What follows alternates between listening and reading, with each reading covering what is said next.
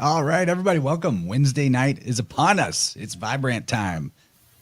Good to see everyone in the chat. I think I'll just start by saying thanks to Stacy, who's a new member to the subscription thing that YouTube offers, and that's pretty exciting. Anybody that's a paid subscriber either through here or Patreon, wanted to give you the heads up. Oh, and here's the man himself, Dylan. Dylan and I recorded the second episode of the InnerVerse members only exclusive podcast today, coming out sometime this week on my side anyway. And it was awesome. All about everything that we could dig up about the Pelagi, the holy sailors who gave the Greeks and the Irish their letters. Really fun podcast, super dense with information and even some on the fly discoveries. Also want to say hi to Priscilla. Thank you for being here. Bright-eyed, bushy-tailed every Wednesday. Love ya. Third Eye Edify. Love you, buddy. Kabir, Skywalk, Treese, I am, and the wifey, Jenny G. Good to see everybody. Really excited about tonight because our guest, Isaac, he's somebody that I've been in touch with for probably like a year, and I've always been impressed by his enthusiasm, and I know that he has a message to share about his journey to what he's doing now. And you know, it's never bad to talk about Oregonite because it's art that's functional. So I love the creativity that goes into this stuff and the potentials that it has to balance our energetic environment. I love all that. So welcome everybody to the show. Gabe, how you doing, buddy? My inflection didn't sound like I was done talking, but how you doing, Gabe? Good to see you, man. Are we in good sync?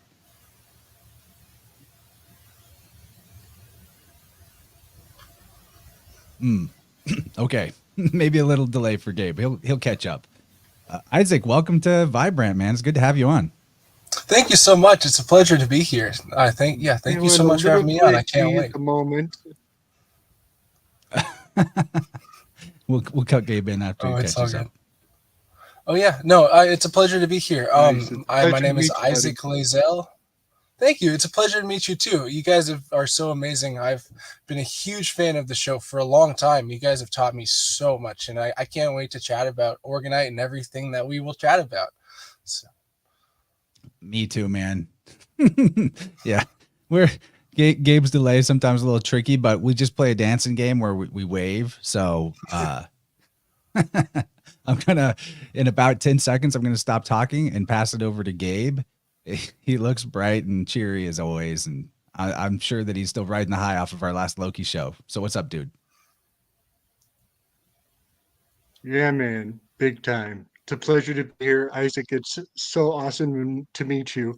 I received my gift in the mail today. This was such an awesome surprise. This thing is powerful. 6-sided. Well, 7 if you count the bottom, right? 7-sided. This is glorious, man. Thank you for sending this to me. This is going right on the altar. This will be just on the camera for the rest of the Slick Dissident career. Oh, well, thank you so much. It's a pleasure to hear the praise from you. I love geometry. I love it so much. And I love the hexagonal pyramid model specifically because, there's reports of there being hexagonal pyramids on the face of Mars, which I just think is a really cool little tidbit. But it's a great geometry. It encapsulates the whole entire body in the geometry of it, and it's really good for the energy and the environment. And Gabe and I were just talking about in our last stream together the mysterious, powerful, potentially accursed 6. Not saying that 6 is actually accursed, but there's the removal of the digamma was kind of the thread we were on. But I got to show off mine. This is a more traditional 4-sided pyramid.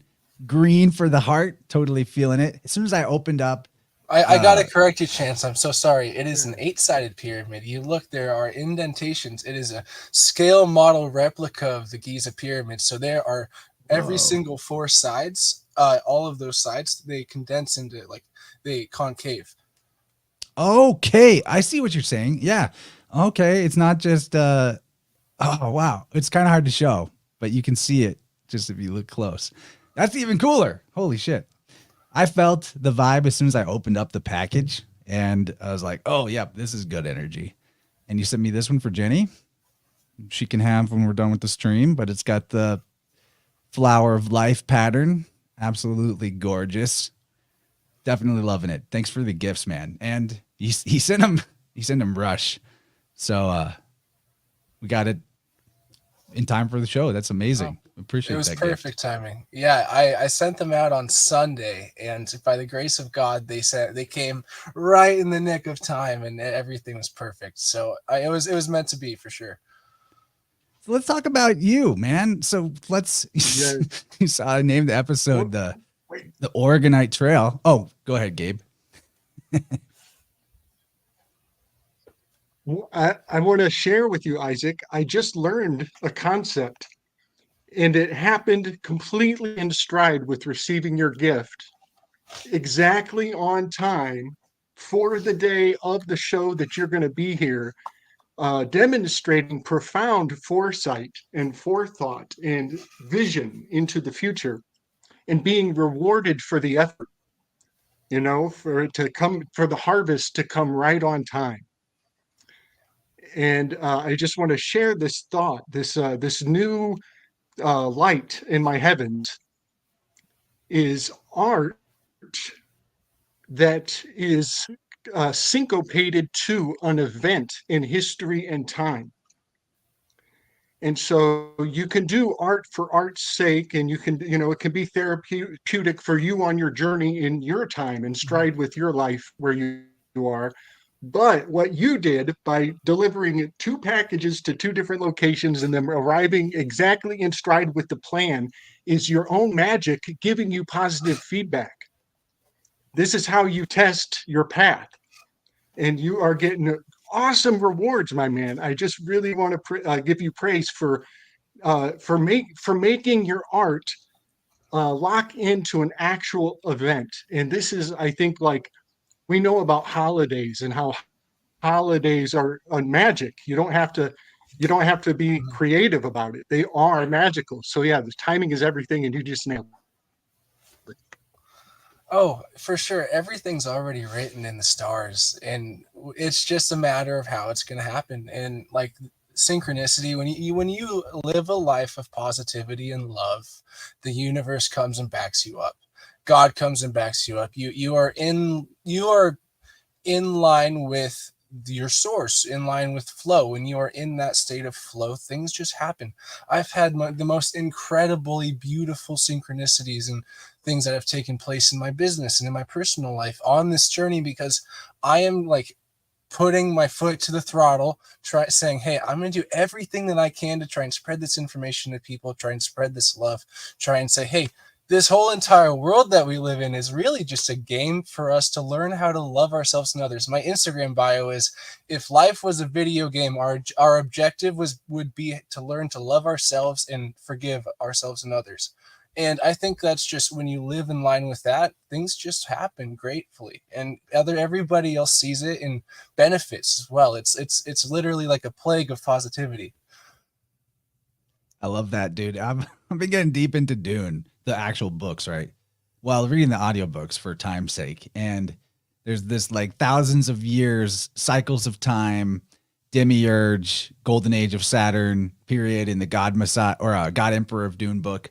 But the whole thing is like the grand cycle of humanity forgetting and then learning again that the real power of, the power over time or in the future is love. That being in the love flow state is the golden path. It's the golden thread that puts everything in the right place at the right time. So what you're saying, there's really not, you never really talk about it too much, that the positive energy, the appreciation for life, revoking the apologetic posture and entering the grateful posture. I guess just telling somebody a good strategy for communication. Like maybe somebody is maybe you've put somebody off for a while, or you haven't been able to get back to somebody. And instead of coming into it with like, I'm sorry, I made you wait for my response, and you instead say, thank you for your patience. It's always a better interaction. It's like to really reserve your apologies for when you truly willfully did something wrong and know you did it wrong and you have remorse, and otherwise default to being grateful for everybody else just understanding that we're all doing the best we can here. But you guys see my title, the Oregonite Trail. Come on, that's good, right? I didn't misspell Oregonite. That's Oregonite because Isaac's in Oregon. It was perfect. Okay, am I the first one to make that joke? Because it seems like prime dad joke. Yeah, no, you are actually the first person to make the joke. No, I haven't even thought of it myself, and I learned about the Oregon Trail for years in school. So congratulations to you. It was how old are you though? I am 20. I'm about to be 21 in April 1st. Man, youngster. Good. Okay. I'm quite young. Wow, mature for your age. Yeah, I got married actually 2 days after I turned 18, and then we had an official legal wedding when that happened, and then in 3 months later, on July 24th, we got married and had a wedding, and then the doctors say that we conceived our child that night, even though I don't know. Something happened, and then so we had a kid 9 months later. And so it's been an incredible journey. It's been beautiful and a lot of turmoil and a lot of trauma. Also dealt with my parents' divorce and right before I had my child, and I was the mitigator of my parents' divorce for that time because I started to work for the business that we built up that whole entire time that came crashing down after I started working for it. So it's been a crazy journey, but I've learned a lot in that time. I've learned about how to help people through their traumas. And I've also learned how to make pieces that are beautiful called Oregonite because we made a custom live edge tables and giant. Oh, we hold that up. I'm gonna make it big. This is for sale if anybody wants it right now. $74 or $85.20. It is a throat chakra / third eye chakra pyramid. It's got some fluorite in it, and it is also got a bunch of other stones. There's a labradorite, I'm pretty sure, in here as well. It's beautiful, and it's got really powerful energy. And so I love making these beautiful pieces that resonate with literally the sacred geometry of the Pyramid of Giza resonates with the whole entire body's geometric proportions exactly if you look at it on a metaphysical level. And then if you look at the Pyramid of Giza that was built in Egypt, if you were to superimpose the body and the chakra system over top of the Pyramid of Giza, the chambers inside of the Pyramid of Giza resonate exactly where the chakras would be. And those open chambers were actually resonance chambers that used to take place. There were giant tuning forks actually on the top of the king's chamber that would resonate with however they chose to make them go off, and it would create a giant vibratory construct that would create literally amplified electrical orgone energy that would transmit into the pyramid itself, but into the entire environment after that as well. So I try and take all of this ancient concepts and this geometry and try and sympose it into modern technology that has been created, known as Oregonite now. Man, if I've heard a lot of things about what the pyramid was for, but I like that one best. It sounds the most reasonable and plausible, especially with the way that later temples and cathedrals have much more obviously so a similar function. To me, it doesn't seem outside of the realm of possibility that there could be like a healing vibratory capacity to all that. And there's a few things that you talked about I want to back up on, but I have to say, now that I know you're 20, of course you didn't play the Oregon Trail. Gabe might have played it. He's older than me though. I played it a couple times, but I had to do I did it on my computer on a website and crap, and it was not the normal Oregon Trail. Well, I'm just glad that in your journey, you're getting married and having a baby, and no one's dying of dysentery, getting bit by snakes, all of that. But can we even? Oh, Gabe wants it. Okay, Sister, you got it. Your sister Susie is ecstatic from a plague of positivity. So Isaac, you just gave us a good rundown. I mean, dang, you're so young. That's amazing. I love seeing when I first started doing the podcast, especially I wanted to give a voice to more younger people, and sometimes that works out. Sometimes it doesn't.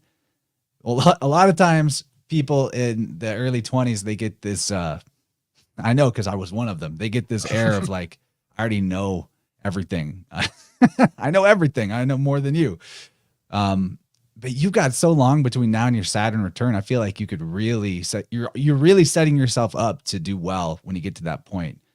That aside, can you tell us, what point in the journey did you start getting interested in Oregonite and start making it? And like, how did that affect your life? And let's get into all that. Yeah, I'd love to talk about that. If I'll back up a little bit, it'll make a lot of more sense to everybody how I got to this conclusion so early on in life. So I grew up in a very deeply religious family.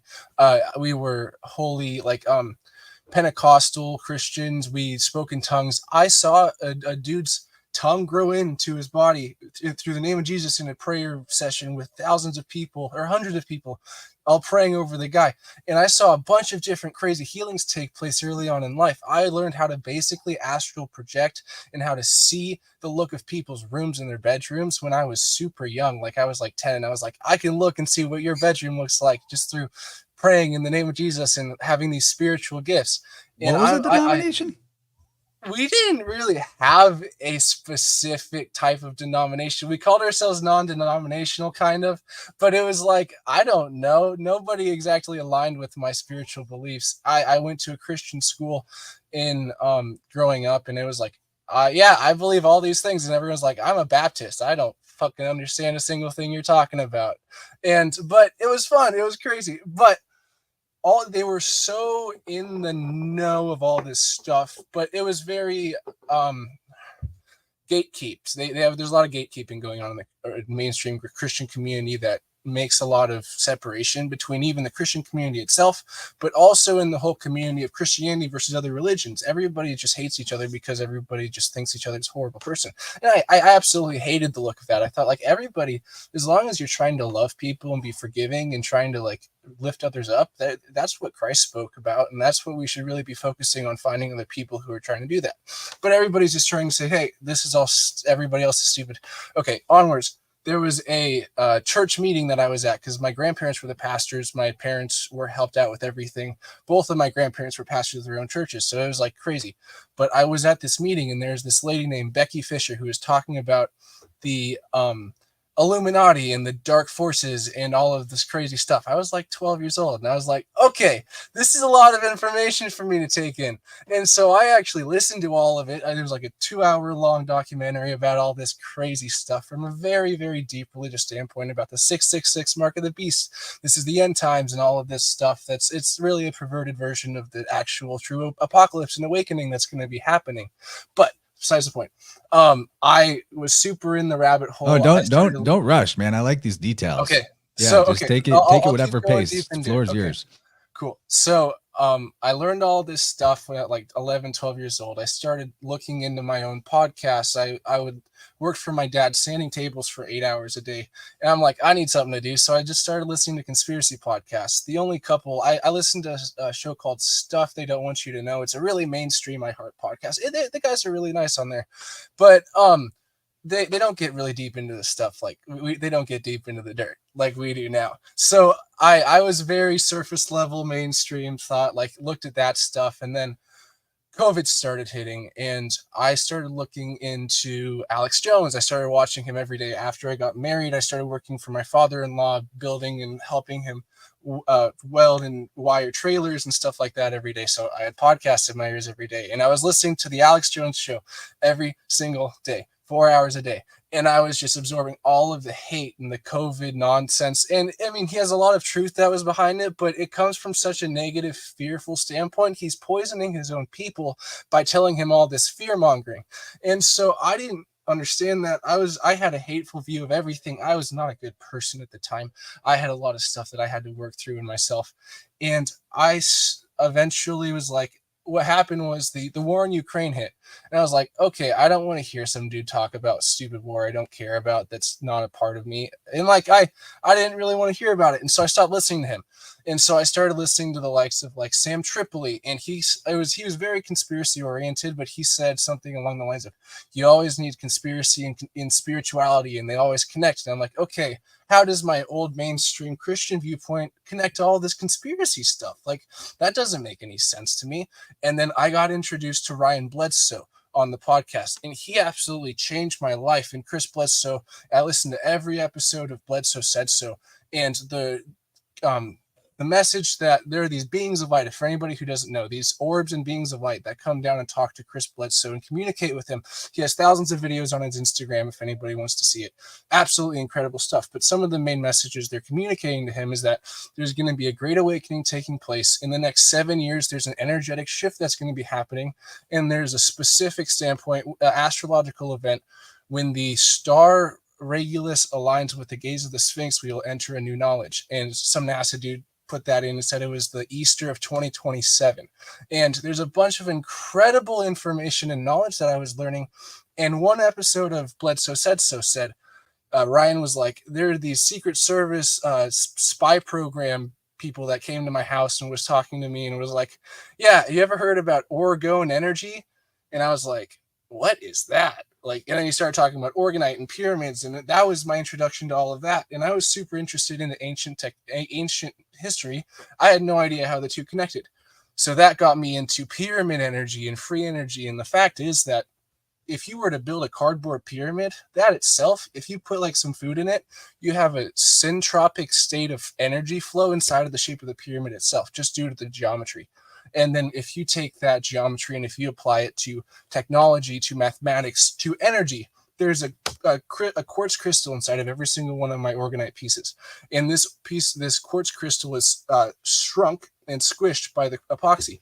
And when that happens, you literally have an energetic electrical spark that happens. So it literally powers piezoelectricity. Yeah, the piezoelectricity, it activates the electrical potential, and then the copper, and then everything happens, and it just starts jiving pretty good.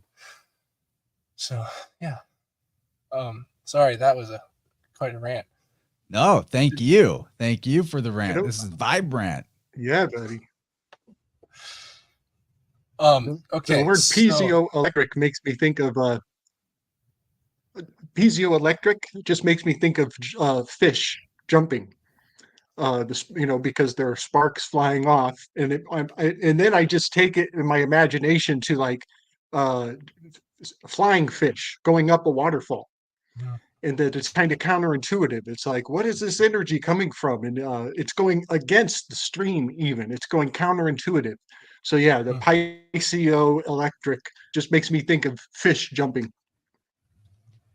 The wife says, the amplification of energy under a pyramid is a noodle I like to ponder regarding wizard hats and dunce caps.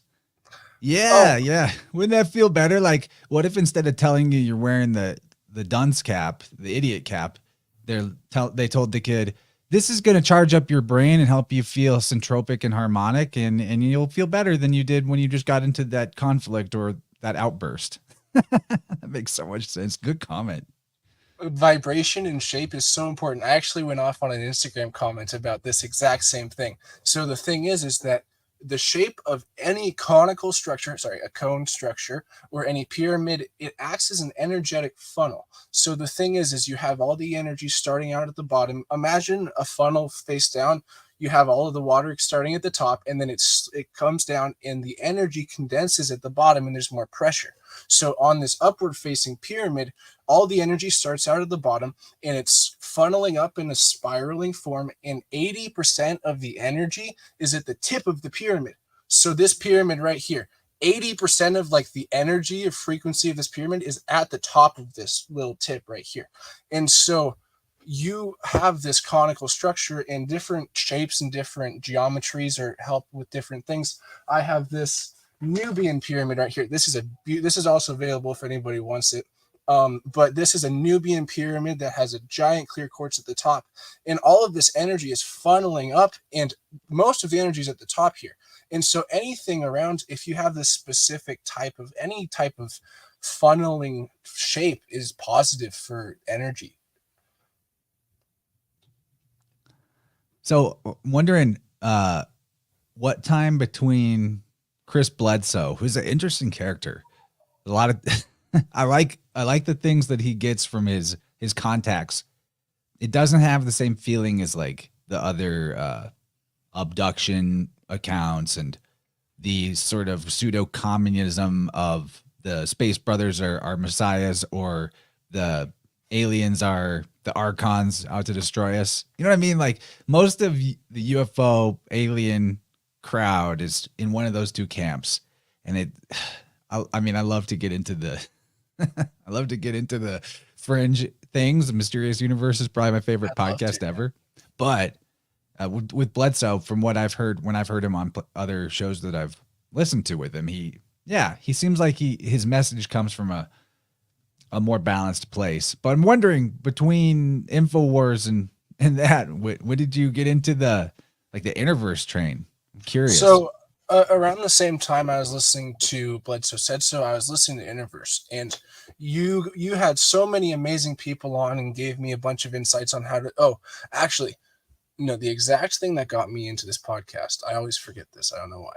My daughter, she has something called hematomas, or there are these skin cells that come out on the outside of the skin, and it's open blood vessels. And she had a giant one on her back, and it ended up bursting, and it was a horrible mess. And it was like we had to have like pads on it every day. She was in 10 out of 10 pain every day for 2 months. And my brother-in-law, he was kind of a conspiracy guy with me, and I never looked into alternative healing before. I don't know why. I just, wasn't something that crossed my mind. But something he said to me, he was like, "You ever looked into alternative healing methods?" And I'm like, "I never have. I'll look it up." And I started looking at your podcast, and I looked through everything. I learned much more than just alternative healing. I've got an AquaCure right here next to me that from your podcast with George Wiseman, that's a great product, actually.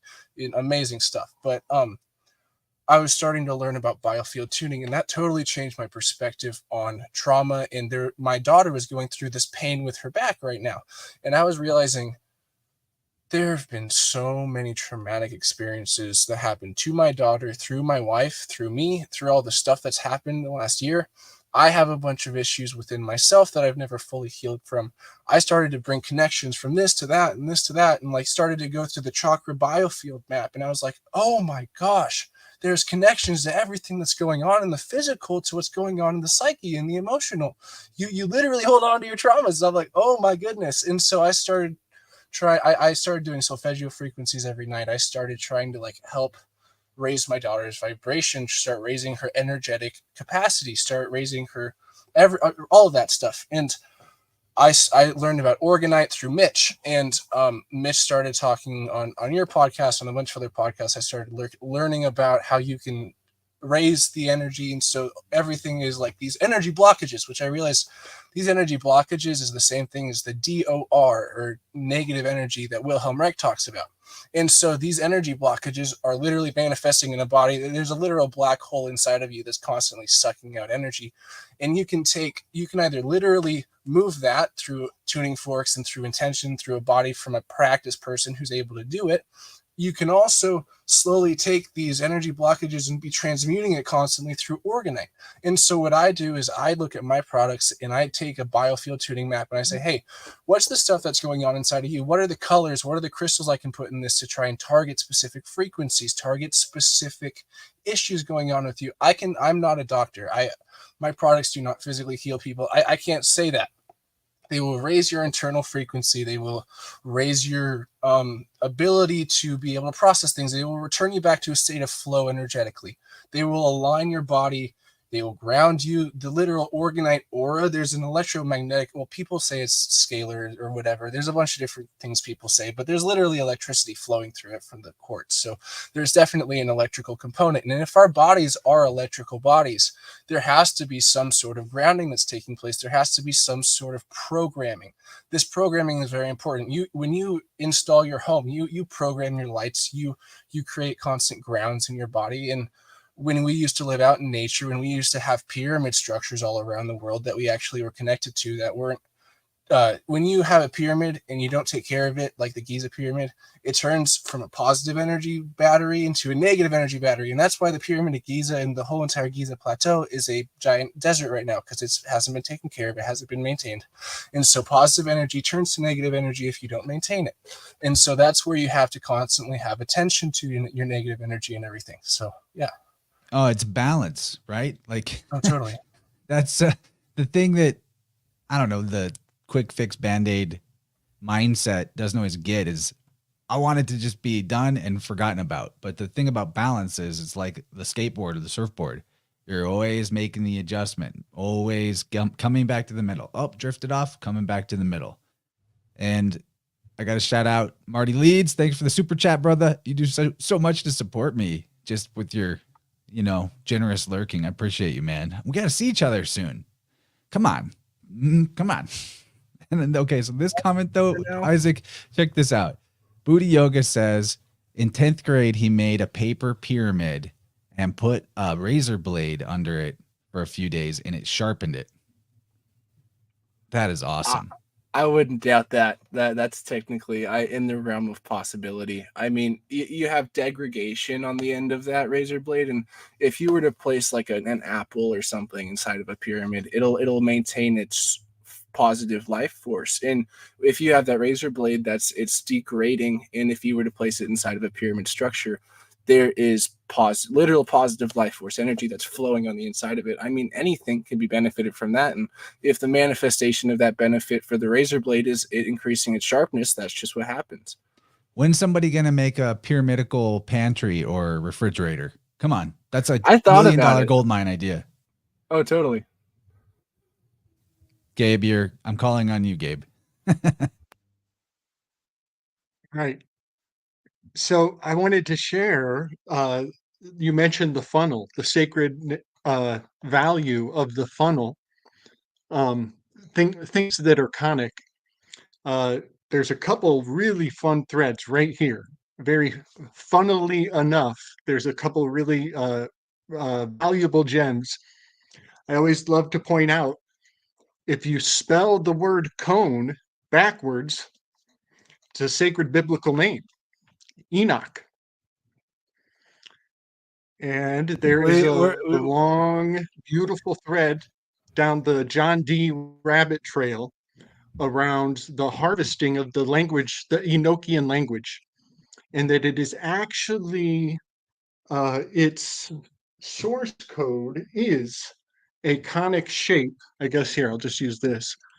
A conic shape with different geometric segments extracted out of the conic shape, and that is the shapes that make up the language, and they're assorted conic articulations of cross sections, which is beautiful because some languages are said to have been harvested from a wise man who climbed up a mountain, and the mountain itself is a conic shape. And so Enoch going up and ascending and coming down with its sacred information, all these things about sometimes it's the cone of the mountain that is hiding the code. And then there was one more fun thing. Oh, funnily enough, funnily enough, it was a fennel stalk that Prometheus used to capture the fire from Hephaestus. And I love this little nugget. Also, that technology of using a fennel stalk to preserve fire, that is a torch, an artifact, a mythological artifact through other Greco mythology, is this funnel stalk used as a torch. But I just wanted to pass that forward to you, that even Prometheus used the funnel stalk to keep the fire burning so he could transport it. And some of my best walking sticks ever have had a really cool root stalk that has a funnel shape, holding on to the sacred stone in the walking stick. That's absolutely beautiful. I mean, one thing about the funnel is that it really relates closely to the toroid, and that funneling, spiraling motion moving upwards is something that's very, very important. And you mentioned Enoch, and something that always makes my brain connect, and there's a few things, is that the Enoch is also known as the Archangel Metatron in the in the ancient Hebrew Talmud. He is known as the Archangel Metatron. And when you have the shape of this Archangel Metatron, the physical shape of it is a Merkaba. And this Merkaba is also a toroidal vibratory construct. This Merkaba is also the shape of your body on an energetic level. People talk about this Merkaba being the chariot of God, but really what it is when you reach a certain level in your consciousness, when you, like, if you were to, let's say, ascend to a different level being light, let's say when Jesus were to ascend, he probably ascended as a Merkaba in a chariot of fire or whatever. But this is just a crazy tangent. But the shape of the toroid, the sacred geometry of that is so vital. Like, I have this thing. If you look at, you guys were talking about vortex mathematics in a couple episodes ago. You mentioned it, Gabe, you did. And I am super interested in vortex mathematics. I make these pieces called rodent coils. And this rodent coil is super powerful. If you connect these two wires to a frequency generator, you can generate electricity and you can have incredible healing benefits. And so I place these rodent coils inside of my pyramids. And if you were to connect these wires to a frequency generator, you can have it slam out insane electrified orgone energies. But the actual, I wanted to talk to you guys. I've always wanted to talk to you guys about this. So the actual mathematics of this rodent coil are some of the most beautiful things in the world. So you guys are super into numerology and everything. So I want to bounce your guys' heads off this. So the vortex mathematics hypothesis is when you take like a coding system. Normally a code is in a binary system, but you say, hey, we don't have two systems, the duality system. We have a system of three. This three is very important. And when you have this in a wrapped wire way, it will, and when you take, sorry, I'm gonna back up real quick. I'm going off on a lot of things. Okay, so the vortex mathematics, if you look at the multiplication table, and if you take every number on the multiplication table and you take the numerological value of it, so let's say 9 times 9 equals 81. And so what is the value of 81? It's 9. And it goes, and so you take all of the numbers on the multiplication table and you get their numerological values of it. You have a code that you can utilize for a bunch of things. In this code that you can use, we can change the world with it if people actually understand it and utilize it. But you can use that code to turn it into this rodent coil. And this rodent coil is just a free energy system. This toroidal vortex, there's literally energy that is coming out of the inside of this right here. And right now, and then it gets amplified when you put it on the frequency and stuff. But yeah. I love what you're talking about because, like, it's my belief that even though you get taught in the mainstream physics and science that it's a entropic universe destined for a heat death where all energy dissipates into a soup of non-active, squishiness, but there's obviously a syntropy or a harmony force. And one of the cool things about it is the hallmark of that force when it's active is beauty. So that's part of like how our vibe sense works is on the beauty side. But I want to back up to a couple things. There's a couple things because like a lot of cool stuff was being said, but you know that a high number of mountains have a lake on top of the mountain. And in fact, I think that this was known to the ancients to be one of the like most sacred places would be a mountain with a lake on top. One of the most spiritually powerful places. There's the holy mountain is Mount Meru, but Meru or Amir is a lake, or a mare is or Mara, like all these words, they can mean lake in some languages. So when they say Mount Meru, it's literally mountain lake is more or less what the etymology of that word is, or that phrase is. And in Greek, one of the words for mountain is, or like the peak of a mount.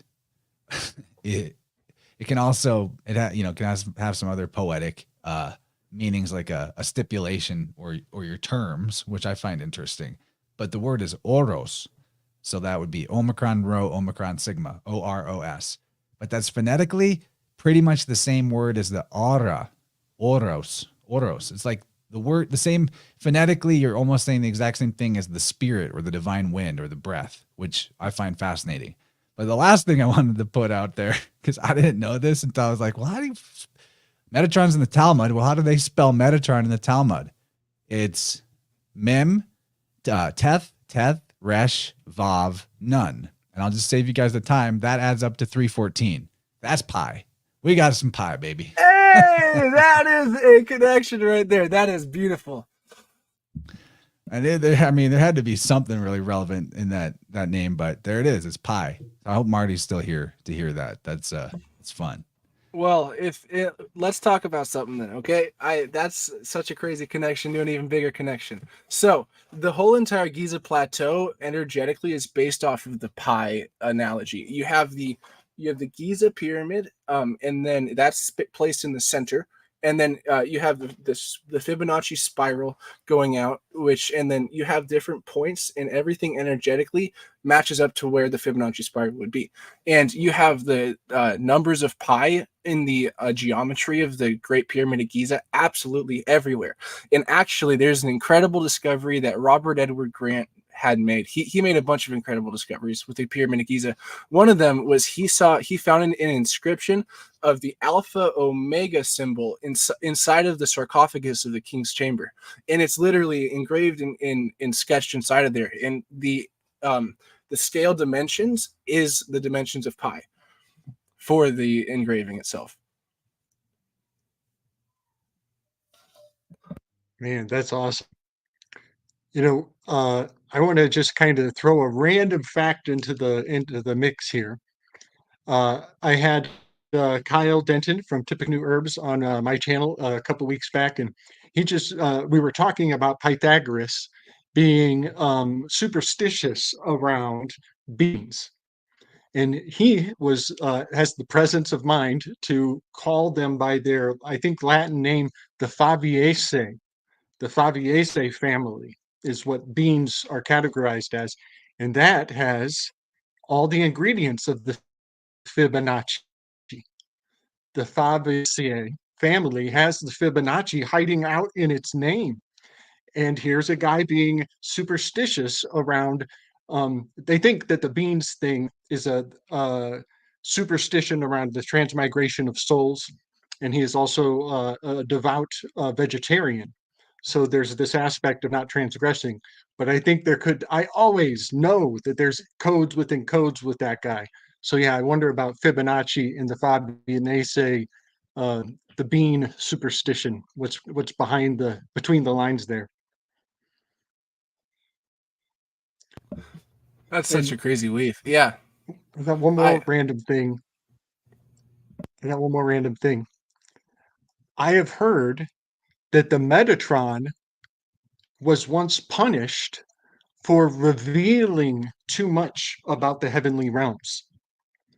And mythologically, that's I don't know what chapter to send people to even check that claim, but that is really fascinating mentally, that the voice of God revealed too much one time and had to repent or maybe Or reset extract through a flood, some maybe. sort of retribution for.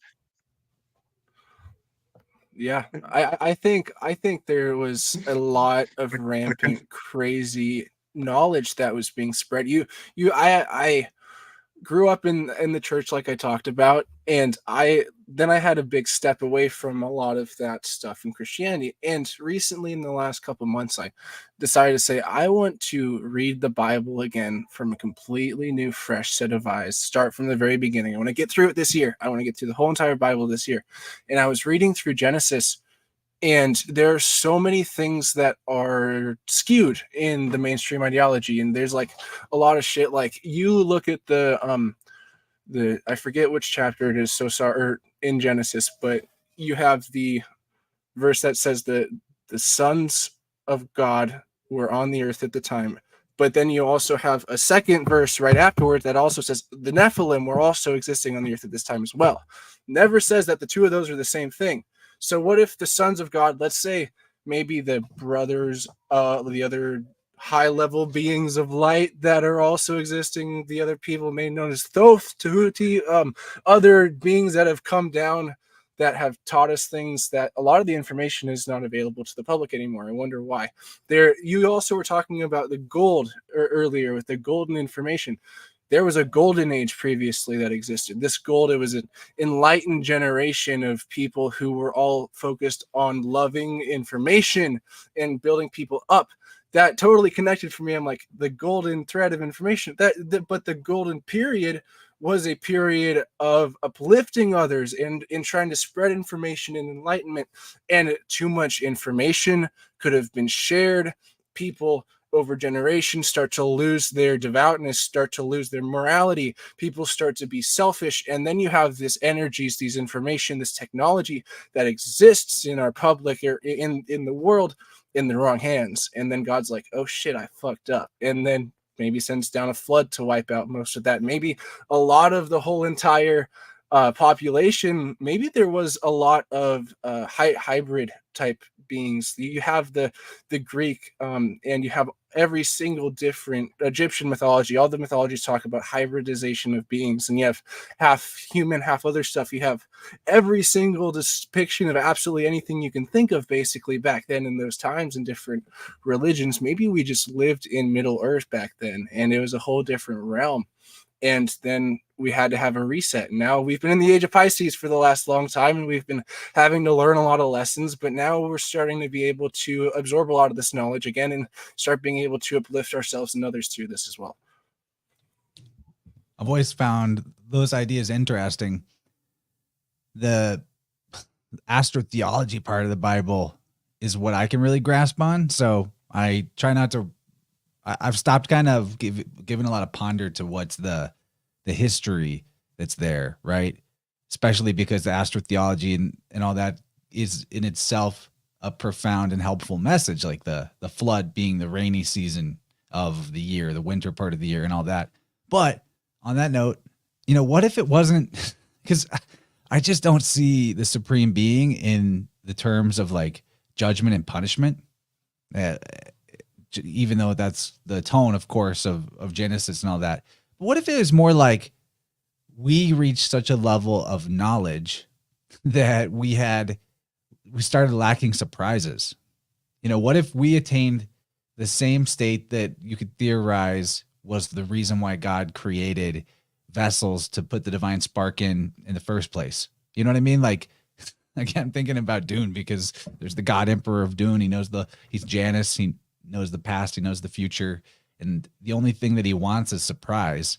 And if we put ourselves in that situation again, like if we built up our knowledge to the point where we started lacking surprise and we started lacking challenge and things like that, it would make sense that there would be some kind of cyclical reboot that would happen to put us down a few pegs so that we could feel that soul growing sense of struggle. Because if this place is a garden for growing souls, then you got to have the wind, that you got to have the resistance. The tomato won't grow well if it never gets any wind on the stalk. And I think the same could be like, that's my personal preference. If we were going to consider the cataclysm possibilities of the ancient world, is like, what if it's not even judgment or punishment? What if it's just putting the pieces of the game back in the box and starting a new game instead? Like I prefer that type of metaphor. That's just me though. I absolutely love that idea. It's like when you reach the last level, when you reach your highest level in Call of Duty, you got a prestige and you reset back down to 0.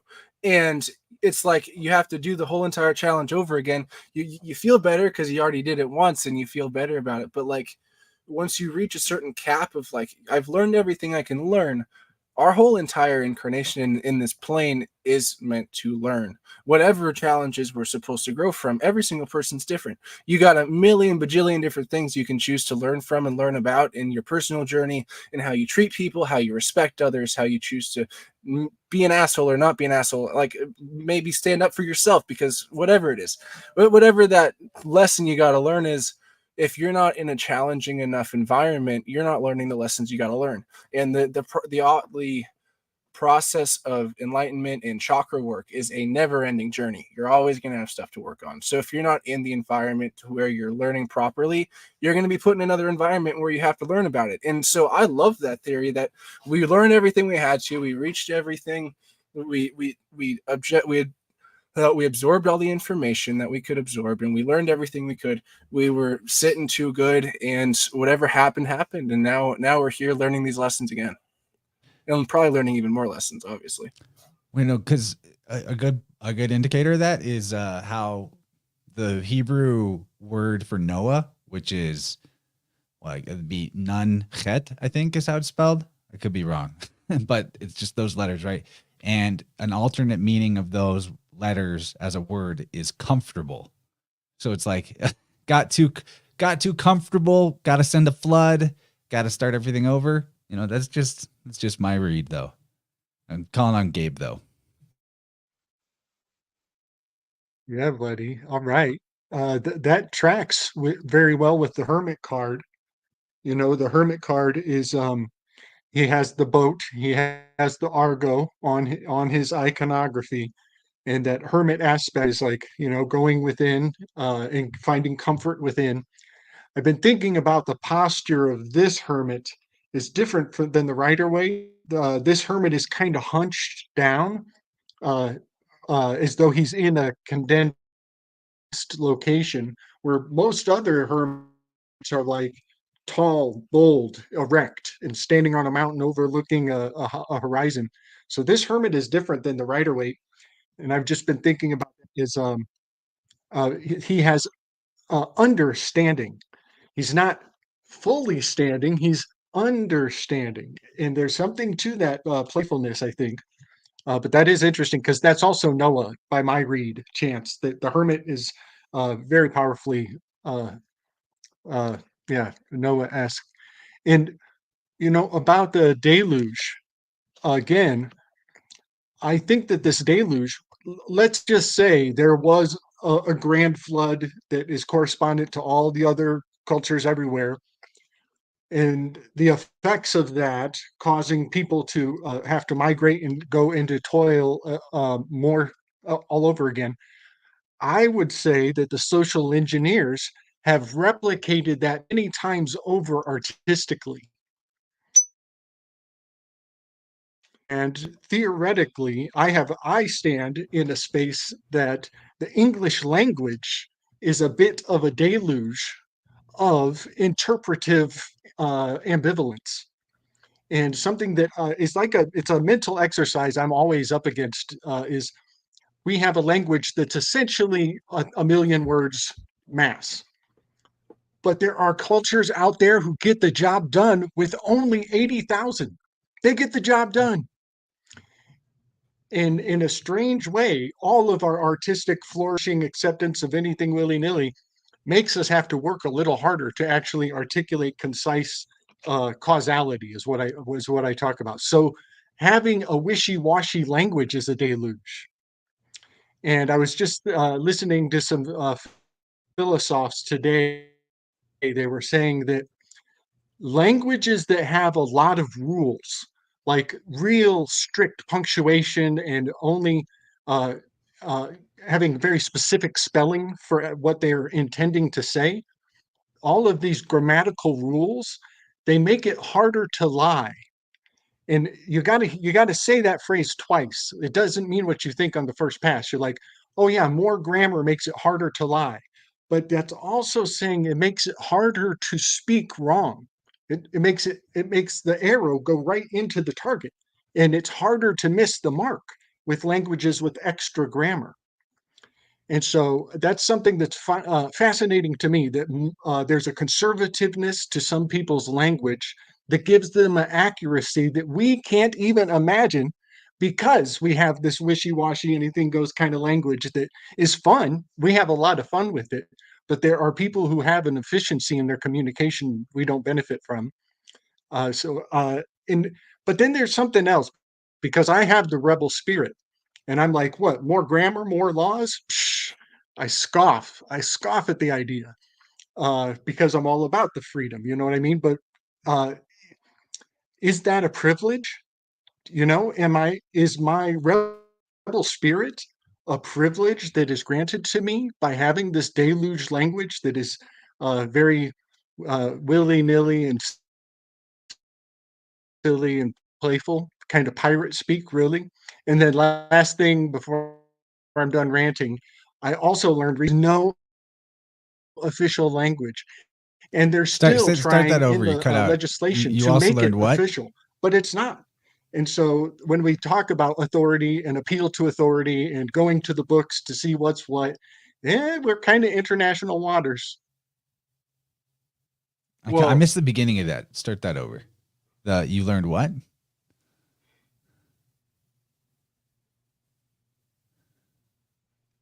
You roboted out. Yeah. Uh-oh. Am I lagging really bad? Maybe kind of. I don't know. Someday we'll fix it. I've done my best. Well, I'll move on. But this deluge question, I really recommend this book, The Celestial Code of Scripture by my buddy John McHugh. I wouldn't say that this tells you the ultimate origin of the deluge story, but it does give you an understanding of how scriptures are constructed. What is the magic formula that gives us the elements of scriptural stories and the miracle stories? And this demystifies a lot of it. I'll say that it's very much less hard to comprehend when you get the astral cipher and you see that the stars themselves are a text and a script. And it doesn't mean that fantastic things don't happen. I actually want to circle back around to something from the very beginning and talk about some fantastic and miraculous stuff from Isaac's memory banks. But I also think it's plenty healthy and helpful to not, to have, you don't have to reject things as possible, but to don't buy into things as guaranteed because everybody else does. You know what I mean? So it's all maybe. I think that's the middle way, is the maybe way. But Isaac, you talked about at the beginning your church healing miracle experiences and somebody growing a tongue back. And can you talk more about that? Like what you saw, or like what the vibe was? I really want to know more about that now that we have more people here. Yeah, so man, me opening my mouth. Okay, so what happened is I was probably 11 or 12. There was this really popular big time pastor that came into our church, and it was a late night prayer meeting, and there were a bunch of people there, and the vibes, it was like, if you're ever enter into a place, Chance, you do not every day, but very commonly, where you feel the vibe switch when you're in the tuning table in the room. It's like a healing energy that you feel. There's a almost kind of a heaviness to it, if that makes any sense. Like it's like there's a presence there, like something's happening. And so there was this guy who was I spend like an hour before I'm with a client, before we even are connected or talking, just cultivating that vibe. Totally. To make it and like it's that. And it's like, sometimes let's say you walk into like a massage room or something, and you feel something different in the room. It's almost like your whole body's able to relax because there's that feeling there. It was in these prayer meetings, I would say, is like an intense version of that energy. You say, like, energetically, when, like, or in the Bible, you say, like, when two or more are gathered, I am here. When the more quantity of energy of people's auras and people's bodies that are in there, it raises the energy of the room. You have all of those people's in their creative energies, they're in their inner light. Everybody's inner light is together all at once. And if you amplify that intention, if you were to direct that intention into one thing, God can heal people. People will be healed, and you experience that on the table with tunings, but you can experience that in so many different religions, so many different places. You can do that with your friend. You know how many times miracles have just taken place, and it's just been crazy. People just in the doctor or whatever, crazy stuff happens to them. I mean, you hear the stories all the time, but I saw multiple events of stuff like this, like specifically the guy with his throat, like he was supposedly mute, I didn't know him personally, but I wasn't even next to him. There were so many people there. I was up in the rafters, but everybody's freaking out because they literally said, they stated, I can't say this 100% happened because I didn't see it with my own two eyes, but my whole family saw it. They saw some guy's tongue literally grow into their mouth. It, like their tongue wasn't fully there. Like it was like he was mute. Something was wrong with his mouth, and something got fixed and healed that day, that night. It was absolutely insane and incredible. And I saw multiple things like that take place, even just through like the power of my own thought and intention with a bunch of people. Like stuff on even much micro scales happened 10 years ago, whatever, however long. I don't remember everything, but it's like that energy, that feeling. You don't have to be a Christian at a church to know what I'm talking about. Take that away. Even think about a time where you hear some bad news about somebody and you're sitting by yourself and you're like, oh shit. Like I know that my own intention, my own energy is important and it has a difference. Everybody here probably has been in that state where like they send the healing over. It's just something that you do, or even just thinking about somebody and putting that intention into the person is enough to be healing for them. It's sometimes it's like just the permission. People need permission, like to be allowed to, and that's why the real healer is just a facilitator. Yeah, they're not actually doing any giving anything or taking anything. You know, they just witness and facilitate. Topher's really good at that. Christopher Gardner, with his polarity therapy, he has the ability just by like laying hands on somebody to know, to witness what it is the body wants to do, but that it can't do because it doesn't have the literally the conscious awareness of the person in the body doesn't have the conscious awareness of what that flow is trying to do. You know, think of the parts of your body that maybe never get looked at or touched or thought about. And it's kind of shocking in a way. And I believe that unified intention can do some pretty amazing stuff. I tend to believe that we're in a giant mind and our bodies are in our personal minds. And that means that the limitations are pretty much bordered by our belief systems to a large degree. But again, I also like to reel it in a little bit and be as in the middle and balanced path as I can, that perhaps some of the rules that we've agreed to for how we play the game of life in this universe are there for our betterment. That not being able to just think of something and it appears right in front of you instantaneously is because we have a certain level of training wheels on our creative manifestation power, so that we can be really sure that our thoughts, feelings, and actions are aligned before we start manifesting. But there is like a quickening. There is definitely a quickening that occurs. And at a certain point, part of the lesson of being here is to realize I am going to get whatever I want no matter what. So I better start, making sure that it's what I really want. Because if you wish for things that aren't really aligned with your true self and those things start coming true, each one is like a barrier in between you and perceiving who you really are or what you actually want. You know, like the never ending story. It's not in the movie, I don't think, but in the book, Bastian, once he enters into Fantasia, he realizes that he can make anything happen that he wants. Like he's basically God inside Fantasia. And he gets carried away with that to the point where each time that he's wishing for something fantastical or to make himself more powerful or, have status over the other beings there, etc., he loses some chunk of his memory of who he is and where he came from. And that's like the whole arc of the never-ending story, is learning to wish wisely, because this is the place where your wishes come true eventually and sooner than you think. Like I realized that as a little kid, like that there was something I wanted bad enough, somehow or another, it happened every time. And I have had confidence my whole life because of that I never needed to feel lack.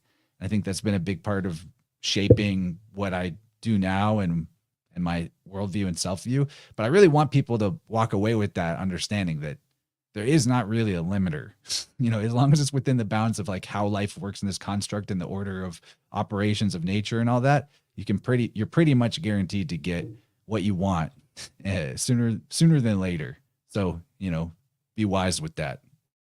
And on that note, when you ask for something, when you wish it, the amount of selfishness, the lack of selflessness that you put into your wish, the more it harms others and benefits yourself, the higher level of lesson you're going to learn in life, the higher amount of negative karma you're going to receive from that, whatever the return is. Like the more positivity you put into your wishes, the more what you wish for, what you manifest in this reality benefits others, the more you're going to benefit yourself, because that's just how the universe works. When you're generous and grateful towards others, and when you basically imagine you're on a ship and you're in the water and you have this arrow and you light it and you shoot it off into the air, that arrow is your intention. That's your wish. And if you were to take that arrow and you were to dip it in, let's say, positivity and love and gratefulness and gratitude, and you were to shoot it out, it's going to resonate at the frequency of all of those things you put at it. It's going to shoot higher into the air. When you, if let's say you dip that arrow in some fucking negativity and like, I want to do this because I feel like benefiting and like, I don't give a shit who this hurts and stuff like that.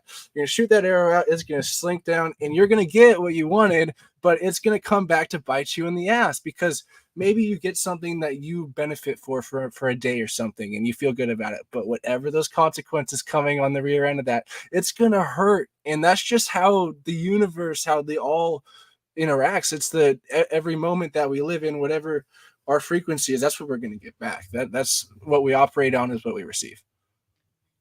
PK just threw out some really good questions that are where I want to go from here too. And so he asks, how did what Wilhelm Reich discover turn into quartz and metal resin pieces? He wants to know, is he missing something? Was there an electrical component, maybe like Rife technology plus Oregonite pieces? Yeah, totally. I'll go through the brief history real quick. So Reich passes away in the early 50s, and he has his orgone accumulators and his cloudbusters. These are layers of organic and inorganic materials. So this is a layer of steel wool, and then a layer of like actual wool, or then fiberglass or wood, and these constant layers. It's very similar to the layering system of the epoxy and the metals and the Oregonite. But Wilhelm Reich was never alive to see an Oregonite piece. And let then me even also add to that, Wilhelm Reich, the guy who coined the phrase orgone energy and made these accumulators and cloud busting devices and things like that, he died in prison. And the last day before he was supposed to be released, by the way. Yeah, he died in a super sketchy way. He was his products and creations were banned from interstate commerce. That's what got him in prison. Was that the federal government said, the stuff you make, it has to stay where you are. You can't send it to anybody for any reason. So, scratch your head on that one. His work and stuff were confiscated or burned. Yeah. So Wilhelm Reich, once the FDA got to him, he built these giant cloudbusters and put a radioactive piece of uranium in it. He was at the Death Valley in Arizona, just very similarly to what Mitch is doing. But Reich had a televised appearance with these cloudbusters. He had them out there for over a month. And he was able to make the Death Valley in Arizona rain for the first time in over 50 years. Televised appearance. He was actually battling what he called UFOs. The UFOs that he called would come into the atmosphere, drop the humidity again after he raised it with the cloudbusters, and then disappear. And he was battling them constantly. And then he was able to make it rain. The FDA was like, okay, you cannot sell any of your stuff across state lines. You cannot ship anything, send anything across the border, like you were talking about. One of his associates ended up doing it, not him. They took him to prison, and they took him to court, and his thoughts were, I'm going to put the best scientific evidence. And he basically tried to do like a scientific analysis of the Oregonite. He's like, I'm going to prove to these people that Oregonite works, or orgone energy, sorry. His accumulators originally, going to prove they work, prove they're positive in helping people. And they threw him into prison saying he was in contempt of court. And then he died the day before he was supposed to be released, like you said. And let me also say, Isaac, about him, because, think about how what we're saying about his life might seem like it contradicts with all this big rant I went on about you get what you want, you get what you wish for. Okay. His life story is one of fleeing from tyranny from country to country. So Yeah. he received a type of conditioning in life that even he wasn't able to undo for himself, even though he had so much going for him in other ways. And a lot of his wishes and manifestations, like, they did come true. He did amazing stuff. But he also seems to have had this core belief of the man being against him. Well, do you want to know the childhood trauma that brought him to that conclusion? I'd love to talk I don't about know. Actually, I don't know the childhood trauma. No. Okay, it's the most incredibly horrible story. He grew up alone with his brother and his mom and his dad in his giant manor in, I think it was Austria he was in at the time. And he didn't go to school. They had a tutor come in and tutor him. And one day when he was like 10 or something, he found out his mom and the tutor were doing it. He walked in on them and she was having an affair with the tutor. He ends up going to the dad and says, hey, this happened. The dad goes to the mom, confronts her. She ends up killing herself out of the grief, and then the dad feels horrible about it. He ends up killing himself as well. So Reich's decision to talk to his dad about the thing, which his dad was not a good person. I mean, there's always a reason someone cheats. I mean, it's not always a good reason, but there's always a reason. But his decision to do that absolutely destroyed his family system. And then he started working under Sigmund Freud with all of this emotional. He was developing a process called orgonomy, which almost perfectly matches biofield tuning, almost to the T. He goes in and he was studying under Freud, and he had people sitting down, and he realized when people started to talk about certain traumatic issues, they'd physically start to tense up and they'd start to have certain issues in the body. And he realized if he started to physically touch these people and help massage out what he called these armors, but it was really energetic blockages. It's the same thing. Energy blockages and armor is the same thing. But when he started working out this armor, people would physically have these releases and these energy, like it felt like he exploded energy, and people felt so much better. The same exact thing that happens when you tune somebody. It's absolutely insane. And so he got kicked out of the studying with Freud. He was sent to Germany. He started doing sex health started teaching people safe sex in the factories in Germany. And then they kicked him out because the factory workers started to want to have families. And he was sent. It was basically a reverse Project Paperclip. After that, they sent him from Germany to work with the CIA. And then the CIA started working with his research. They ended up developing, he tried to sabotage his research because they realized they weren't going to do good stuff with it, but that was too late. They ended up making a thing called the Montauk Project based off of that. And if anybody knows what the Montauk Project is, it's what the show Stranger Things is based off of. And so they were literally taking these children, they were sodomizing them, and they were causing insane amounts of sexual trauma in their bodies and unlocking psychic potential inside of them. Due to all of the stuff that Reich was working off of and all of his research he was doing to try and help heal people, but they took that, perverted it, and started unlocking different things in the mind and started working with psychic programs and started all of the stuff that you hear in the conspiracy world In really a simple emanated nutshell, from Reich. In a simple nutshell, the healing process is about defragmenting the psyche, unifying the pieces of the psyche that have been separated. And my take of what you're describing in the inverse is the intentional creating of fragments that are themselves a blank slate that can be conditioned with different potentials that don't have the same limiters that a naturally derived psyche or psychic fragment would have. But by the way, I also throw on something that I found out. The book series or TV show Percy Jackson and the Olympians is about demigods in the modern age who are children who are trained at a camp called Camp Half-Blood in Montauk, New York. It's in Montauk. Greek mythology, children, Greek, Gabe, in Montauk. I mean, what's up with that? That's insane. There's got to be some geometry or numerology behind Montauk. There's got to be a reason. Well, It probably, is wild. but it's also in the Hamptons where all the rich people live in that area. So, who's most likely to offer up their children. But the Percy Jackson TV show is actually pretty fun. Oh, but, it was you know, amazing. I watched it's it in with my Montauk wife. though, so there's that. Go figure. And Yeah, Gabe there's wants in. Call it on Gabe.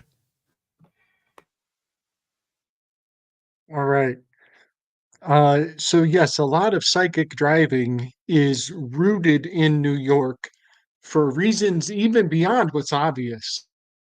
Like we were all initiated on that special day in that special location in New York.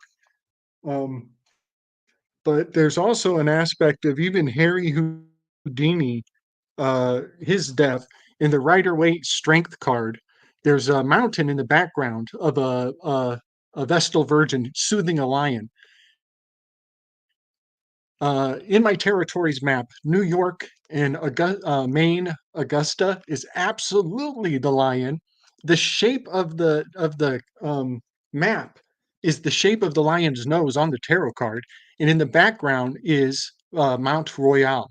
And Mount Royal is a place where they did tons of psychic driving. That's where uh, Houdini got the sucker punch that killed him many days later, and he ends up going into the underworld in a kind of a hanged man Halloween ritual on the on October 31st. His kidneys ruptured or his spleen ruptured from the punch, and he died on Halloween night, and that's very correspondent to the carving of the pumpkin and Judas Iscariot's guts spilling out between his legs in his death scene. It's all gross and gory, but it's very psychically supercharged. The consistency of Montauk in New York and the 9/11 and all of the trauma going on right there.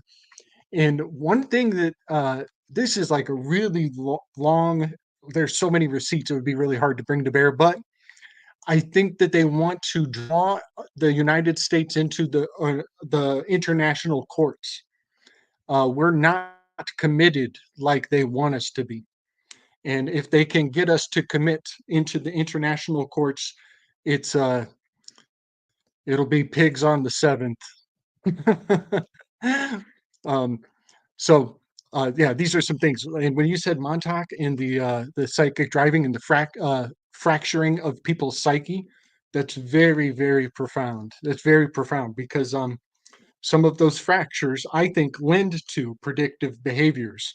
Yeah, it's so monumental that humans are the first computers.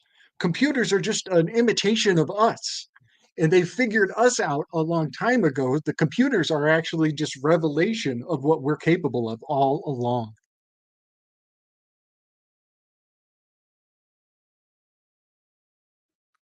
Man, that was amazing.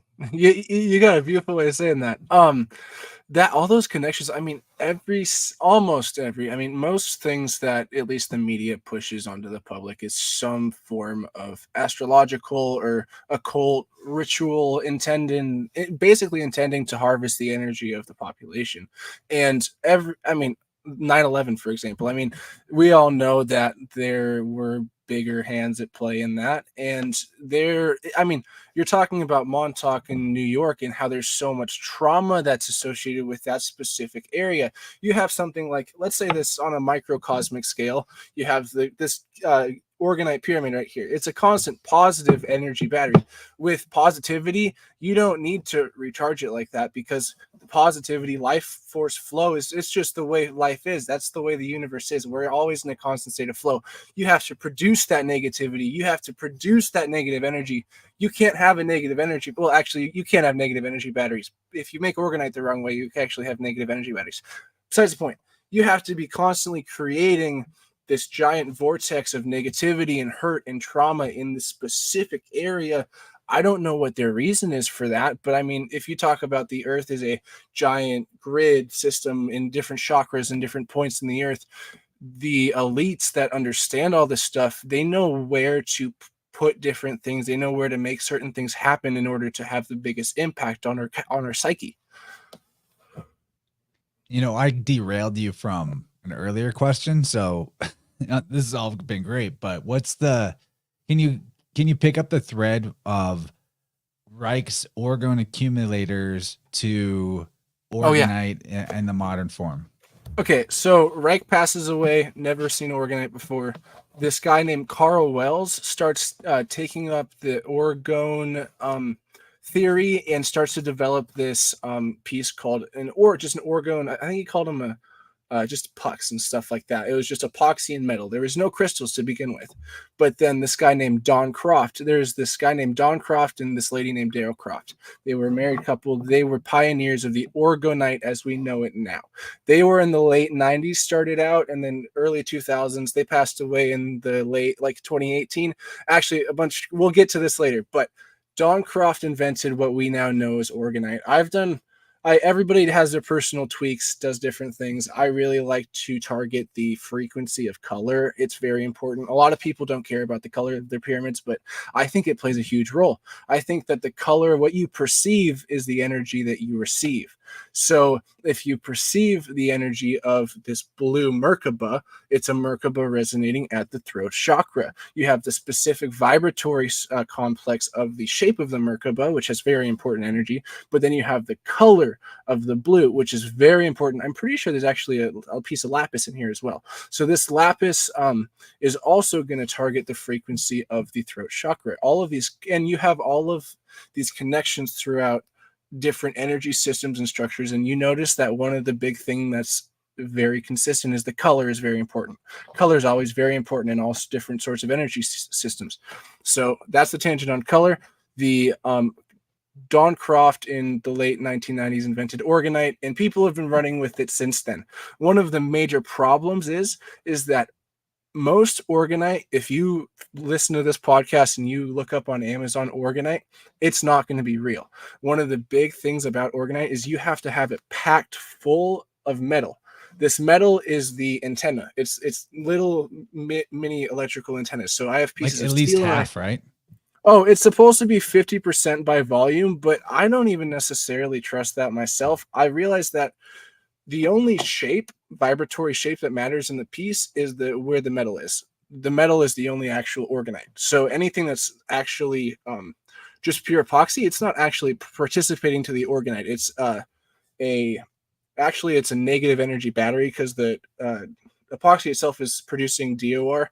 And so if you have giant layers of epoxy without any metal, is creating negative energy that's not being transmuted into the positive energy with the metals. And because it basically is totally separating it. So if you were to look up anywhere, if it's not packed full to the brim of metal, it's probably not real Oregonite, and it's probably not going to be helping you. There's actually a lot of Oregonite that's produced in like third world countries by child slaves and like child workers and stuff, which that has horrible energy transfer. Like I'm always in here with good vibes. I custom hand make every single one of my pieces, and I put a lot of intention and love into it. I'm like, I want to heal people. I can't heal people.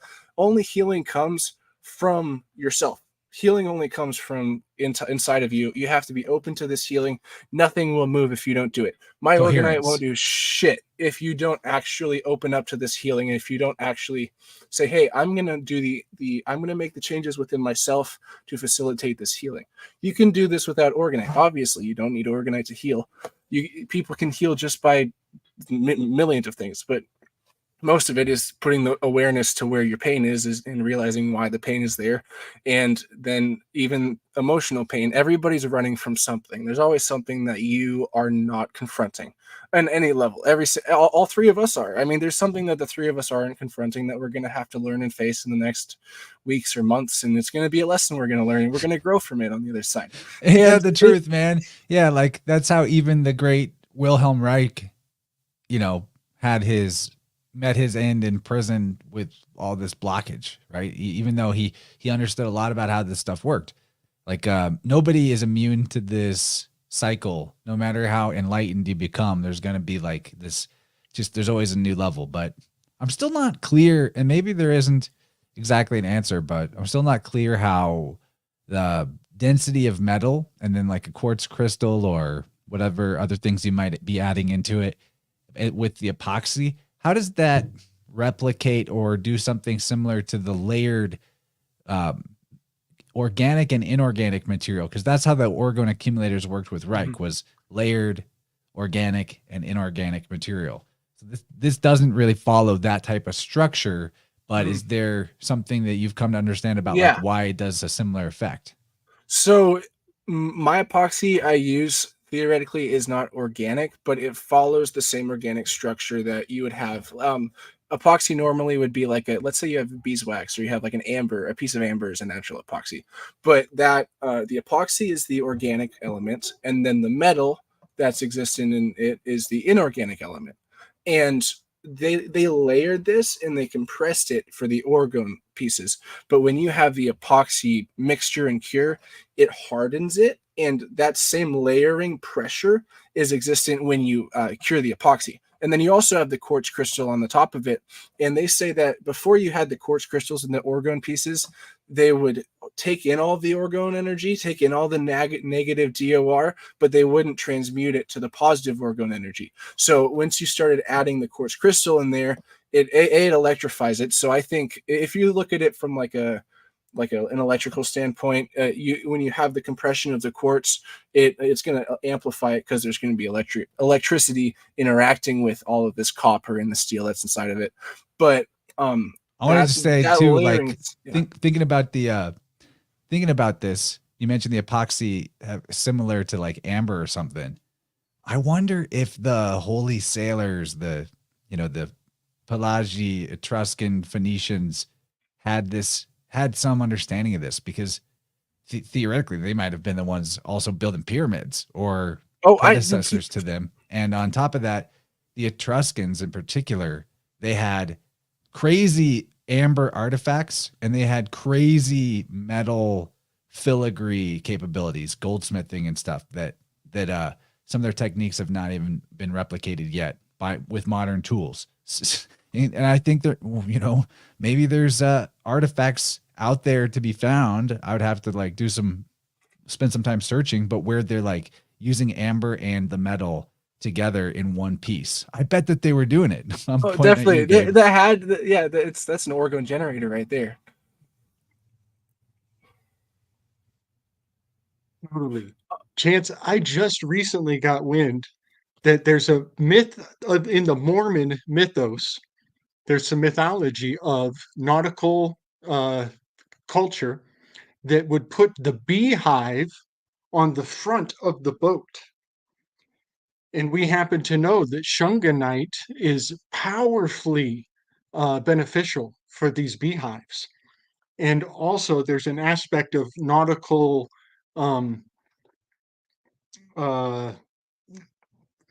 navigation, that the kind of like using the boat as a compass of sorts. So putting a beehive in the front, and something about interacting with the bees would tell them that they're on the right course. Now, this could also be that they were putting the beehive constellation of Cancer at the front of the boat so they could get around. But I just love your idea of orgone being beneficial for navigation. That's there. Yeah, I think I've heard things like that from the distant past.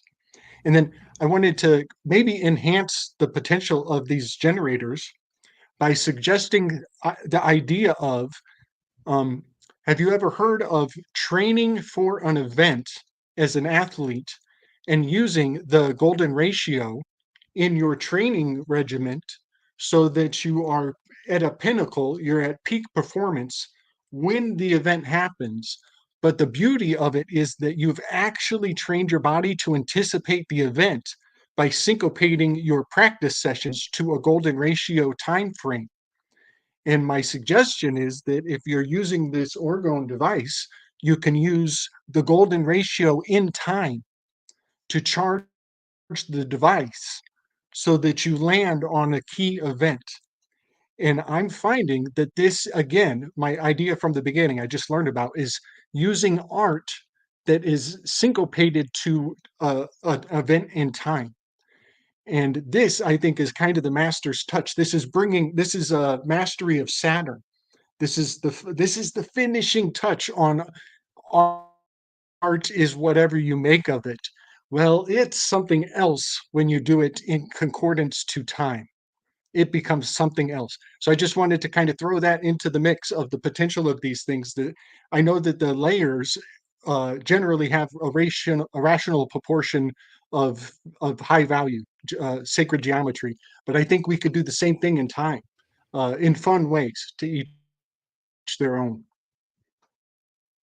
Well, and even if it's not, which obviously I think that the energy of like the golden ratio, let's say theoretically you do 3 reps, 1 rep, 4 reps, 3 reps, 1 rep, 4 reps, or whatever you do. I mean, incorporating the pi into your training regimen, even if the action, the ritual of that itself isn't benefiting you, the mental, the framework you're going to be setting in your mind is going to be important and beneficial to you. So, if anything, it's training your subconscious, and if you are resonating in your subconscious with these positive values, this golden ratio, I mean, the potential. I mean, maybe you're going to be raising and unlocking certain states of consciousness doing that. I mean, I don't know.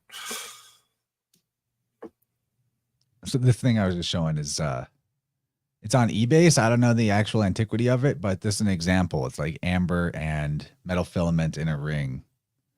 And it does look like Etruscan. I don't know if it's actually real. It's claiming to be. But that's such an interesting idea. Like that this is not new. It's a rediscovery. Makes a lot of sense. Oh, one of the big things you mentioned with the Etruscans and the Phoenicians, when I mentioned the Alpha and Omega in the sarcophagus of the King's Chamber, I was listening to the podcast that Robert Grant did about it. He mentioned it.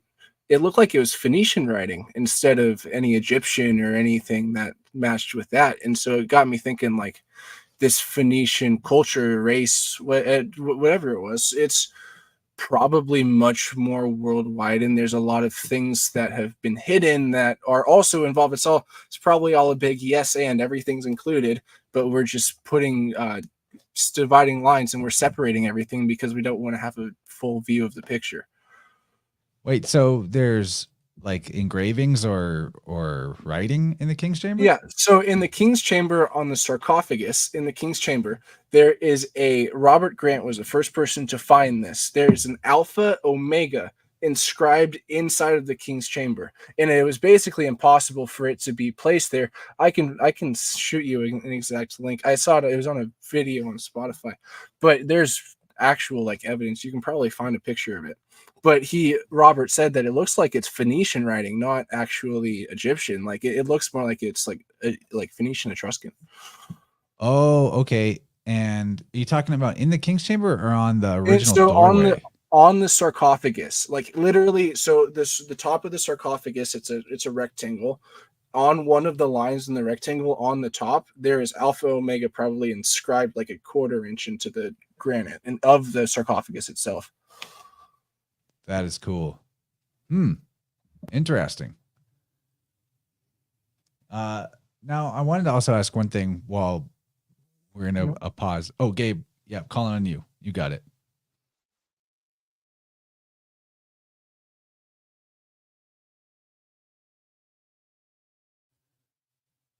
Oh, he's okay. He's good. I wanted to ask, so other than child slavery, labor, and the wrong proportions of metals, what's the wrong way to make Oregonite? So it's kind of hard to say, because if a lot of it is your intention, a lot of it is the energy you put into it. No matter what you create, anything you create is affected by the energy and the intention you put into it. However, if you do not have the proper ratio of metals, and if you have to have a crystal that's at least 1 inch long, that's going to be able to be large enough to get enough of the electrical squeeze, basically. So it's basically getting enough juice to power the device. And then after you have that at least 1 inch piece, every single piece of the Oregonite, if it is not having the mixture of the metal and the epoxy in the spot, so like 90%, 95% of this pyramid is Oregonite. The bottom 5-10%, it's technically not Oregonite because it's just pure epoxy. And this pure epoxy, if you're using the metals to attract the energies, because metal is always going to attract energy no matter what. There's a lot of things that we make in general that are like negative energy batteries that we just don't even realize are negative energy batteries. But if you have this epoxy and you have a tiny bit of metal pulling it in, you're pulling in the negative energy. If you don't have a real crystal in it, if you don't have a crystal at all in it, you're not properly transmuting it. You're pulling in this negative energy, and it's getting trapped inside of the piece itself. And so if you don't have enough of the metal, it's also not proper. So I keep harping on the metal amount. It really is super important. I look at a lot of people who make Oregonite pieces, and they have clear epoxy tips. And if it's just clear quartz, you can see a little crystal, but it's mostly clear epoxy. None of that tip of the 80% of the power of the whole pyramid, that 80% of the power is not actually being used because there's no Oregonite in the top of it. So every single piece of my Oregonite, you have all full packs from the very top of the tip to very far as I can get to the base of it, because I want every single filament, every single square inch of this Oregonite that I can make. I don't want to be producing anything harmful. I don't believe I could at this point with all the knowledge I have and all of the intention I put into it. But if anybody's going into this, if anybody wants to make your own Oregonite, it's not very hard and it's not very expensive. I implore you to. I actually want to create a course on how to build proper Oregonite, and I want to create a teach a man to fish package where you can have enough stuff to, like, maybe I'll throw a mold in and some epoxy and a little bit of something for you, ship that to you. I'll teach you how to build your own Oregonite. It's not very hard, but one of the main things I would say is try and make sure there's as much metal as possible. If you don't make Oregonite properly, if you don't put enough metal in it, if you're making pyramids, one thing about epoxy is if it gets too hot, it'll crack. Epoxy will break and crack, and a lot of bad stuff can happen when it gets too hot. If you have enough metal in your Oregonite, the metal will absorb the heat. And so you can make almost as big of a piece as you want, not worry about it cracking. If you make it kind of properly, it won't crack at all as big as you make it, because the more metal is in there, it's going to be taking that heat in. It's going to be just the whole system's going to be going well. But if you don't make it properly, people have to commonly put layers, and you'll see Oregonite with like 5 or 6 different layers. The intensity of the squeeze of the piezoelectricity is being dampened because you have tiny little layer after layer. But when I make it, it's one gigantic piece. And so everything's coming together at once. Everything's getting condensed and squeezed down there and hardened to its state all at once. And so the energy is flowing through the whole entire piece while that's happening. I really am glad to share that particular message, that it's the epoxy. Like, a lot of Oregonite makers don't account for the fact that the epoxy is not really in itself like a good thing.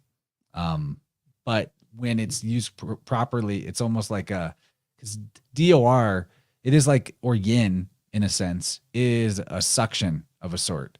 So when it does have this like bottom part, the bottom out, having that component without the metal in it, you could almost look at it like it's imitating a toroidal thing, like energies from the environment coming in at the bottom and then shooting back out at the top, like an air purifier. What about another question? What if like the integrity of the piece is damaged, so the geometry isn't as perfect? Do you think that is a super big deal, or does it depend on like where or how big of a damage? I mean, it depends on your meaning of super big deal. The thing is like, I've got a piece, it's right here. So there's some exposed metal right here. You can kind of see it. And then there was a bunch of blue that I had to put over top of it because all of this was so packed and tight that the epoxy couldn't make it all the way to the top. So I did a little bit of an epoxy job, did a few layers of it on here. And then this exposed steel, it's fine. I mean, if you're a perfectionist and you're like, I want the absolute perfect geometry, if it's not perfect, I would say it will damper the efficiency of it because the vibration isn't absolutely pure. It's not perfect to what it's supposed to be. Is it still going to be beneficial? Yes, it's still going to be amazing. It's still Oregonite. And you can have Oregonite any shape. This is the first puck that I ever made, actually. This right here. It's maybe a little more epoxy on the bottom than I would like, but it's really, really heavy. And it doesn't have to be a pyramid. If I were to have a hole in the side, I've got a few pieces I've sent to people with bubbles because sometimes that's just what happens. And I think it adds some personality to the piece. If you've got an issue with it, it's not going to affect the positivity that you're getting. It's still going to transmute the DOR to positive energy. It's maybe not if you're really focused on the geometries of the pyramid itself. Like this, the Giza pyramid, it's got 8 sides exactly. The geometry is perfectly scaled to the pyramid of Giza on every single note. If you care about it like I do, yeah, I want my pyramid to be right, but it's not going to hurt it. I have like a sixth sense, you could call it, with energy fields. I've talked about it before. It's part of how I do tuning stuff. So I get feedback in my body whenever I'm looking for like an energetic boundary of a field. I can find that boundary consistently. The feedback is repeatable for me. So, I mean, it's a one-man science, but for me, it's scientific. And this piece right here, it has, it's maybe hard for me to show, but it has a field size that's about this wide. So I'm sure that like, that's where like the boundary of its sort of own bubble is at, but I'm sure that can still have like a dissipating effect out into the environment. And this piece is smaller, and I got probably more about this big of a field reading off of it when I was doing that earlier. I'm wondering, like, how big is too big? Like, we haven't even talked about your like tables and stuff. Can you talk about other shapes or functionality of Oregonite, like bigger size? The very first thing we talked about was you making these tables. So, I'm looking at the time we've been on for a while. I want to make sure we get that stuff in too, and then show off your website. I can actually just pull up your website and scroll through it a little bit while you talk about this, totally. if that's okay. So I had I started my business back here probably May, just about a year ago now, and I had a total of 3 sales from the months of May to December of 2023. And then I was on a couple of my first podcasts, and it kind of took off. I actually lost my job literally a week and a half before it took off. It paid for everything I needed to. I've just been skirting by. God's been providing, but just enough. But it's been absolutely incredible. After that happened, I've been trying to expand my pyramids and my geometries. I think that geometry is so beautiful. I really love, like this right here. That's a pentagonal teardrop dodecahedron pyramid, and it's got really nice geometry. And there's multiple different sections here on the pyramids right below. It'll show off there's my Giza pyramids, and then I have hexagonal pyramids. I have tetrahedrons. I have Merkabahs. I have these hexagonal charging plates. I'll actually pull one up for you guys to see. This one also is available if anybody wants to buy it. This is a blue and pink mixture charging plate right here. On the other side, here's the copper and you can see the quartz right there, and then there's the steel. And then I'll show you guys one more time. I've been trying to work with multicolor tone pieces and stuff like that recently. But yeah, all of my, thank you so much. Every single one of my pieces I make sure has the intention of my geometry inside of it. So it's like every single piece I make, I'm like, okay, I understand how beneficial this is.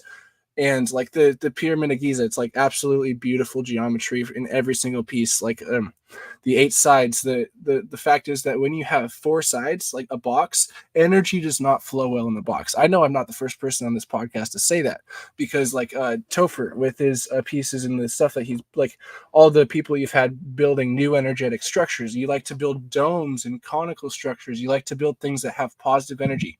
So every single one of my pieces has positive energy flow. You won't see a single square. I don't think you'll see a single square on my website, but all of this stuff, it's like really reasonably priced. I don't make much of a profit on it. It's the epoxy is the most expensive part, but copper is really expensive too. I have like that right there. You see there's gold flakes and silver flakes that are add-ons for that. So gold's a superconductor of electricity. So I've got gold flakes. I got silver. I haven't even mentioned this yet.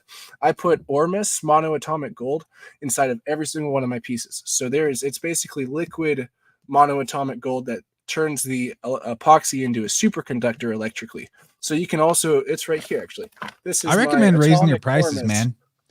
I totally should. I really should. I recommend it. I know it's like any creative and any artist, especially early on, their first instinct is like, should just make it as cheap as I can. I don't want I don't want to make people pay too much, or that kindness, but there's, especially in things that have a capacity to bring coherence or be part of somebody's healing toolkit, or an experience to help somebody rebalance themselves, and with art too, you really you actually can weaken the power of the thing itself or the experience itself by undervaluing it, because it has an effect of undervaluing it in the receiver's mind.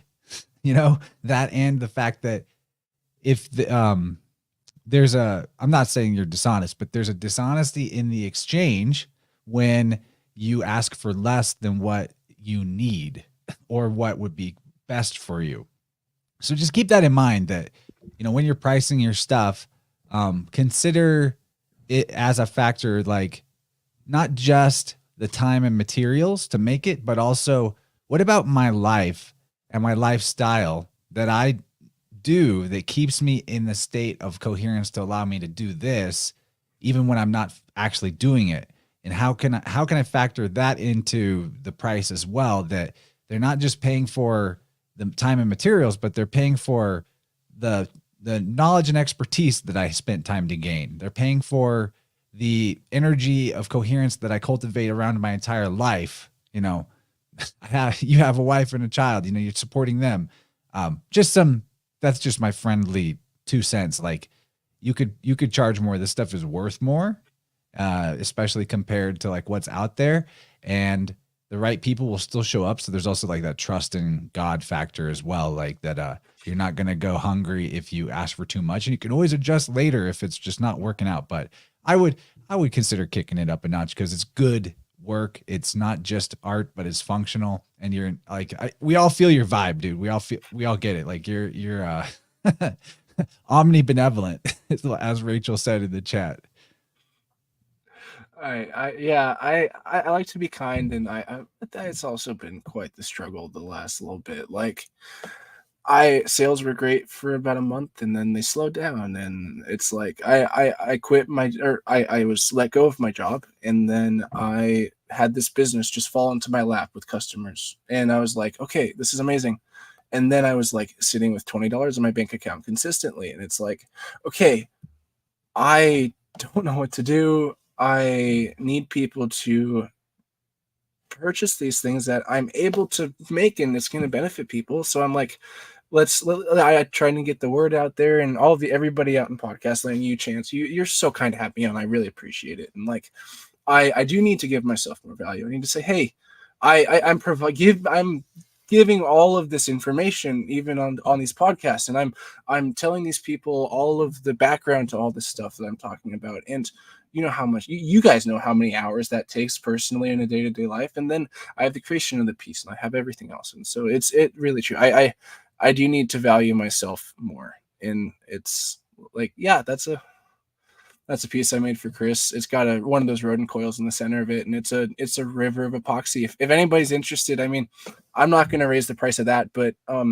if anybody's in the chat right now sees it, I mean, I guess go buy some right now before I raise the prices after the podcast.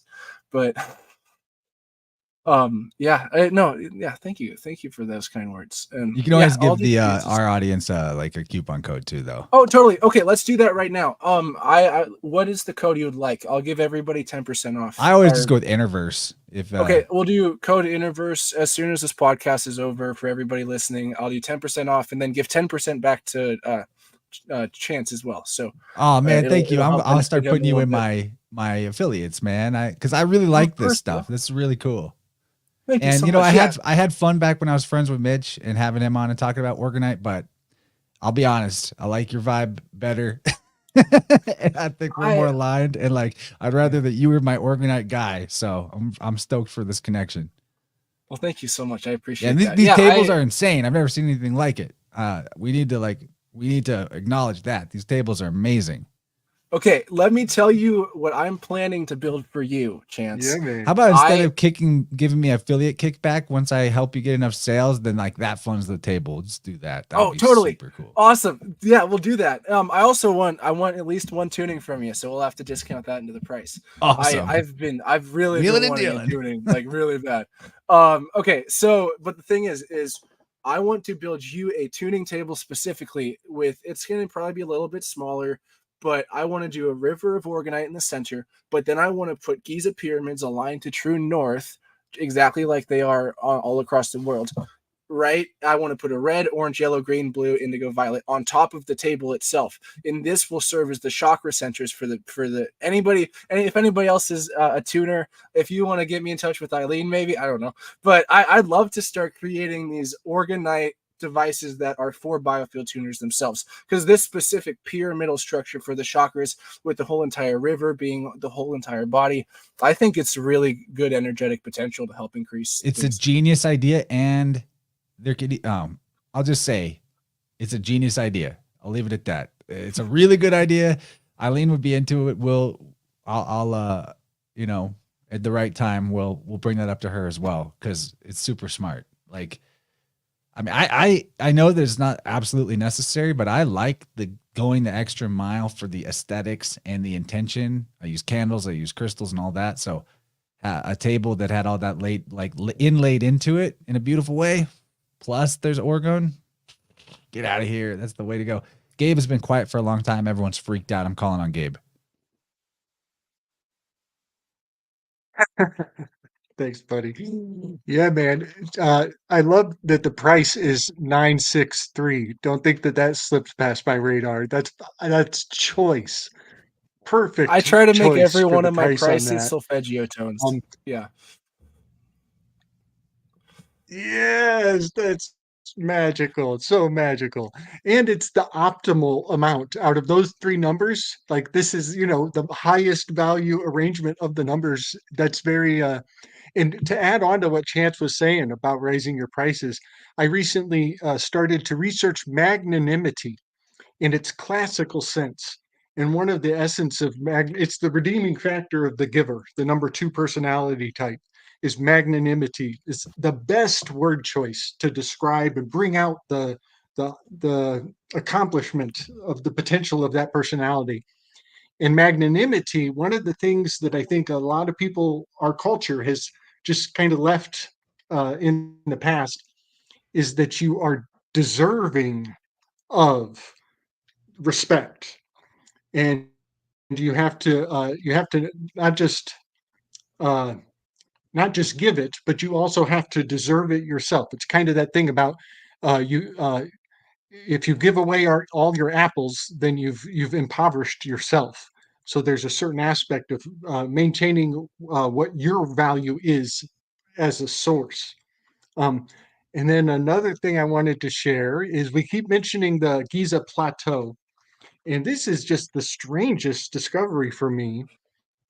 Is Plato is in the 9 position in Plato's Symposium. He has dominion over, oh yeah, Plato in the 9 position. He is rounding out the story. He's in a very, because he was the late arrival. He wasn't at the symposium, but he's a generation after. So he's slothful. He's late to the party, but he gives it its shape. He gives form to the party. This puts him in communion with the muse of geometry, and his name is Plato, but his muse is holding an orb. And I just love this fact because we hang out with flat earthers, and it's all, is it round? Is it flat? Is it rounded? Is it flat? And somehow Plato and his muse are laughing at us still. His name is I Plato. His muse is the goddess of geometry and shapes. And on a sacred plateau, the Giza Plateau is where sacred shapes come to life. And so any plateau is a place where you can access, these sacred stars, these sacred forms, these forms of the heavens. But I always, I speak in both context when I say heavens. I'm thinking of this dome, and I'm thinking of Orania's dome as well. So I just wanted to share that with you, that you and I have a common affiliation for Orania, the muse of Plato, who gives shape to. That's great. I really want to run this by you guys. I've been getting a lot of people thinking and a little bit of shit from people in the podcast community about my theory on the shape of the Earth. I don't think it's a globe. I don't think it's flat. I think it's a donut. Everybody always laughs when they hear that. But I think that our Earth is a microcosmic representation of a toroidal structure. If you have the actual shape of that toroidal structure, it is a donut. And imagine this, okay? You have the outer wall of our donut being being the firmament. The inner wall of the donut is the ice wall, and we are stuck in this realm. The lower level is the you could say the third density realm. Whatever realm is underneath us, whatever realm is above us is going to be sandwiched in, and we're in between these two realms, and we have access to both the lower and the higher realm through our earthly bodies and through our heavenly bodies. And what's your thoughts? I can dig it. I don't know what it is. Just know it's not. Just know it's not a globe in the dimensions described, and that in terms of celestial navigation, the plane that we're on would have to be flat. But a donut shape could have, like, So the the number ground 9 part of it card. could still have that flatness that allows for navigation via a sextant. Other than that, I don't know enough to make a different assertion, but the fractality of your idea makes sense to me. I won't make fun of you for it, buddy. I'm good with that.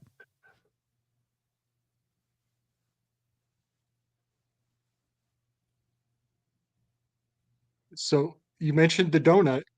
I have to bring it up. This is card number 9. This is in the position with Plato, and also signifying Pluto, the slothful one. But it's also Yoda, and Yoda has the famous line, "Or do not. There is no try." Well, do not is a sacred shape, sacred geometry for sure. And in the solfeggio aspect of do, re, fa, sol, la, ti, do, number 9 is the do. But it's the do twice actually, because you start there and you end there again. So it's kind of it's a do not. It's a do not that ties into itself. Well, it's like the constant repeating cycle of the 9. You start out at the 1, and then you climb up your way, and when you get to the 9, you reset back down to the 1. It is the toroidal, constant, infinite cycle of life, and that's what the 9 represents. It sounds like. It also makes me think of Halo. The ring world from the Halo game series. That's fun. So here we are. We're reaching about the 2-hour point. I think I'm ready to move us towards the wrap up, but I'll give both of these gentlemen a chance to give closing thoughts. We'll start with Gabe.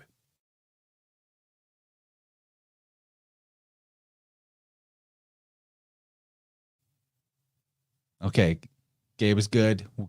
Isaac, oh no, Gabe's good. Okay, you're gonna say something? All right, delay. I'm good. I'm ready. Yep. Yep. So I really wanted to name my channel Halo originally, and I couldn't bring myself to do it because Halo, when you die, they do the teabag on you when you die, and I just couldn't get the teabag out of my consciousness. I was like, if it was like 10 or 20 years from now and people have forgotten about the teabag, then maybe I would go with it. So yeah, Halo is like such a great word, but it's strangely tainted. Get it? Okay. So I wanted to share a weave that was floating earlier in the conversation in the King's Chamber about the alpha and the omega, um, which is on the scales of this adjustment card. It's very faint. There's an alpha here and an omega over here. There it is, alpha and omega. And of course we know that this is, one of the cornerstones, the bedrocks of the alphabet. But what I've discovered, guys, this is creepy. So these things, they land closer to home than you would ever imagine, and so often they're right under our nose. And I find that that's like the elders really love to hide things under our nose. Because when I had my dental surgery, I now can see the shape of my jaws, and they're two completely different shapes. It is so strange. The bottom jaw, the bottom mandible, is in the shape of the alpha, and the top is a beautiful shape of the omega. It's even articulated. It even has little curls on the ends of the omega, like little fancy serifs in my teeth, in my mouth. So I have an omega on the top and I have an alpha. We all do, and an alpha on the bottom. And that's what's been feeding us all along. And what really makes this magical is it adheres to the plane. It's on the plane. It's on the two-dimensional realm. This is where the alpha omega imprints on the plane of two dimensions. Same thing with our feet. And so there's something next level magical about the plane, the 90-degree plane being the dimension of death, or the dimension of two-dimensional information being conveyed. But that just blows my mind that I found the alpha and the omega within my own king's chamber. And it is laying flat like the rite, the ultimate rite of passage is when you go in to be dead and your feet are no longer whatever. They're no longer this way. Your feet are now laying this way, and that's the ultimate right angle. Is now you're prone, you're supine, you're laying out. So yeah, I just thought I would share that I found the ultimate alpha omega in my damn mouth. Ain't that something?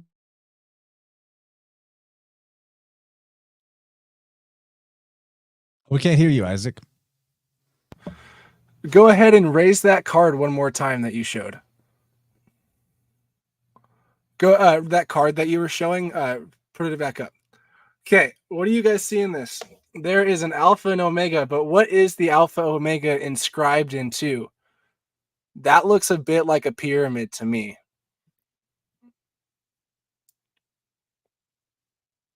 Is that not a pyramid? It looks like a pyramid. It looks like The the alpha scales. omega is inscribed into the pyramid. Well, you see Oh yeah. the geometry of Great. Oh, the scales. It looks like a pyramid.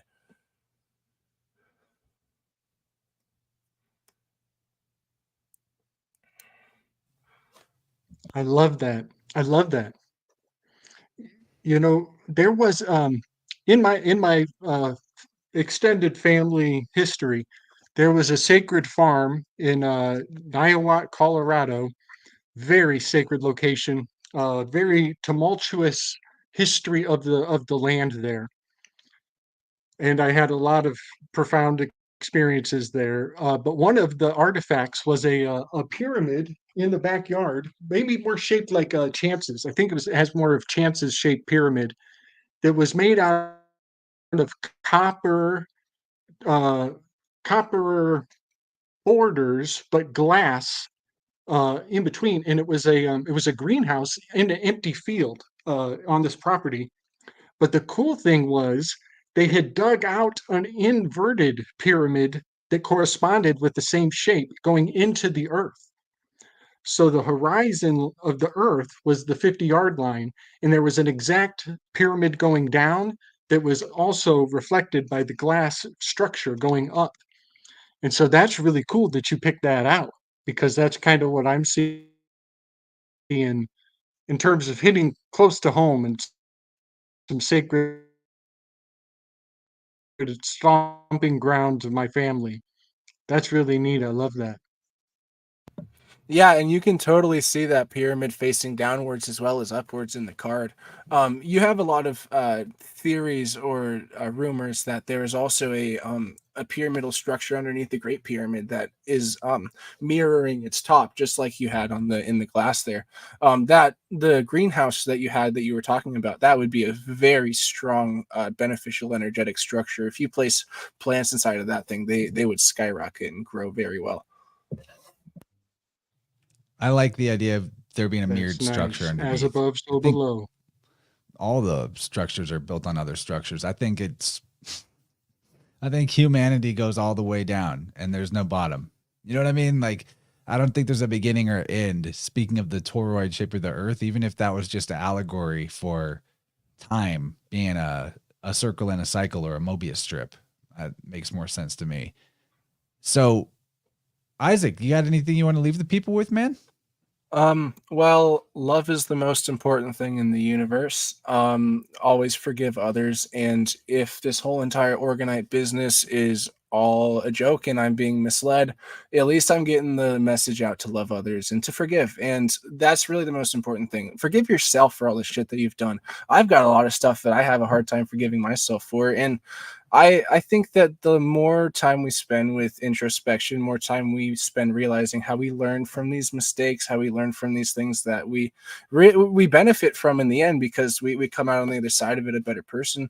Realize that there's no shame in experiencing these mistakes. There's no shame in having these things happen to you. And the more you can embrace it and you can be like, hey, I did this, and eventually you'll stop identifying with the trauma itself when you start learning how to be positive about it and start loving yourself for it and start loving others for the things they've done to you. I really think that that's the most important thing. My website is www.oregon-ite.com. My Instagram, that has most of my photos and stuff, you can find a lot of my stuff there, is oregon.ite. And then, yeah, you can find, if you liked what I had to say, shoot me a message through my website or Instagram. Let me know to keep going. Or if you have anything specific you'd like, if you have any, let's say you've done a tuning with Chance before and you have a specific chakra issue you still want to continue to actively have in your mind to work on, a pyramid's the best way to think about that. Let's say you have a running traumatic issue with my left knee is actually really messed up. It's been messed up since I was in high school. And I know there's a lot of metaphysical things, a lot of emotional things that are affecting that.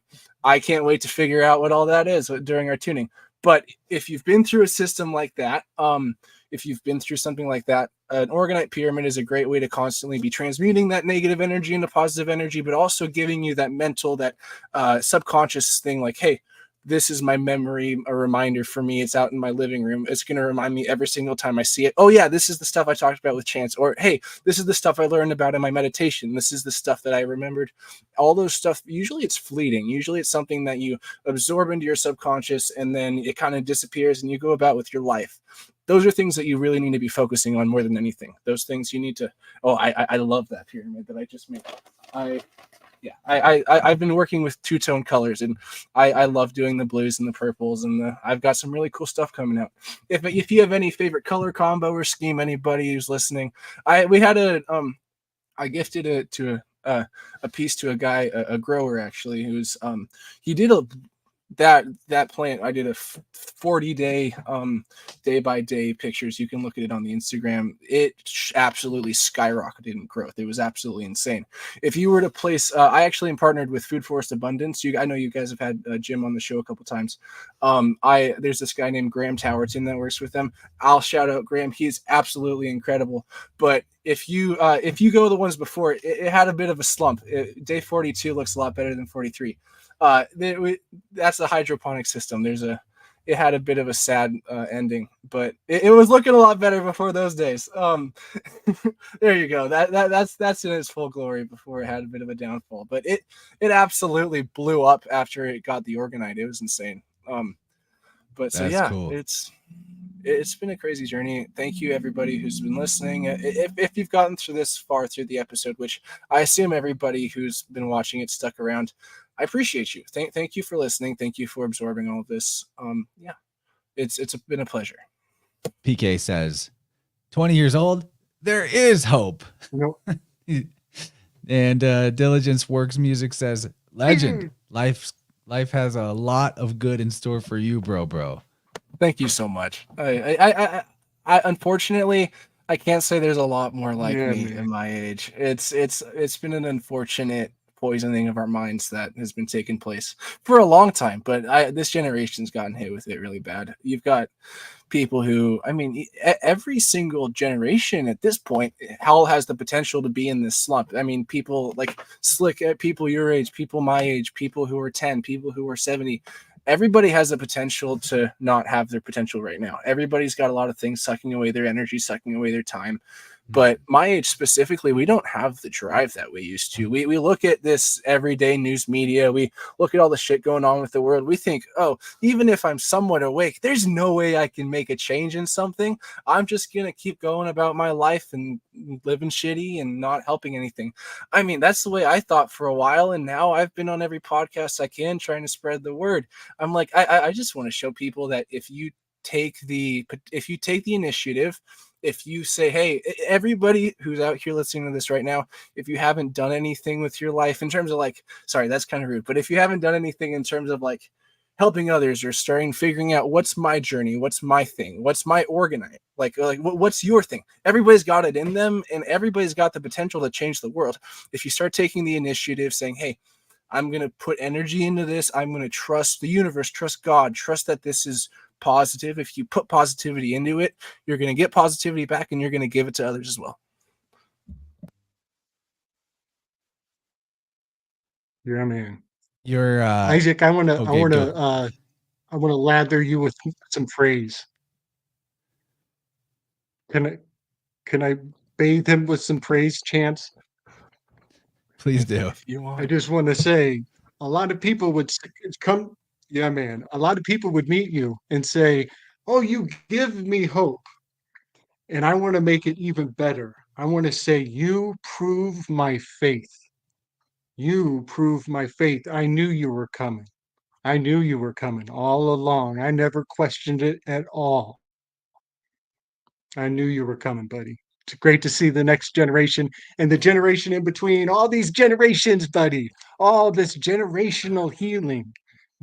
That is the 5G. That's the 5G. When I was young, I gave a speech on the SS Yorktown about world peace. And I told people that one of the keys to world peace in the future was respect between generations. And when they started calling these people X and these people Y and these people the boomers and the bangers, and it turned to like who can get a passive aggressive joke on their elders before they pass away. That's all fun. That's all fun. But buddy, I knew you were coming. I knew you were coming. And I love what you said about as long as I'm spreading love, then I know I'm on the right track. You know, you'll get people coming along and they'll start putting shade on the elders and saying like, Gurdjieff, you're studying Gurdjieff? Gurdjieff, and this is the cult of personality. That's something I want to give to you, is just be ready for them to come at you with that cult of personality stuff. Gurdjieff was a master. He knew that the cult of personality was going to be a problem, and that's why you can't put a finger on him. He knew the wizard's gambit, and he knew it well. So I just passed that torch forward, my man. You're on a beautiful path. Don't let anybody discourage you. Man, I'm going to say this is the first podcast I ever shed a tear on. That was very kind. That I don't deserve that. Yes, you do, man. Thank you so much.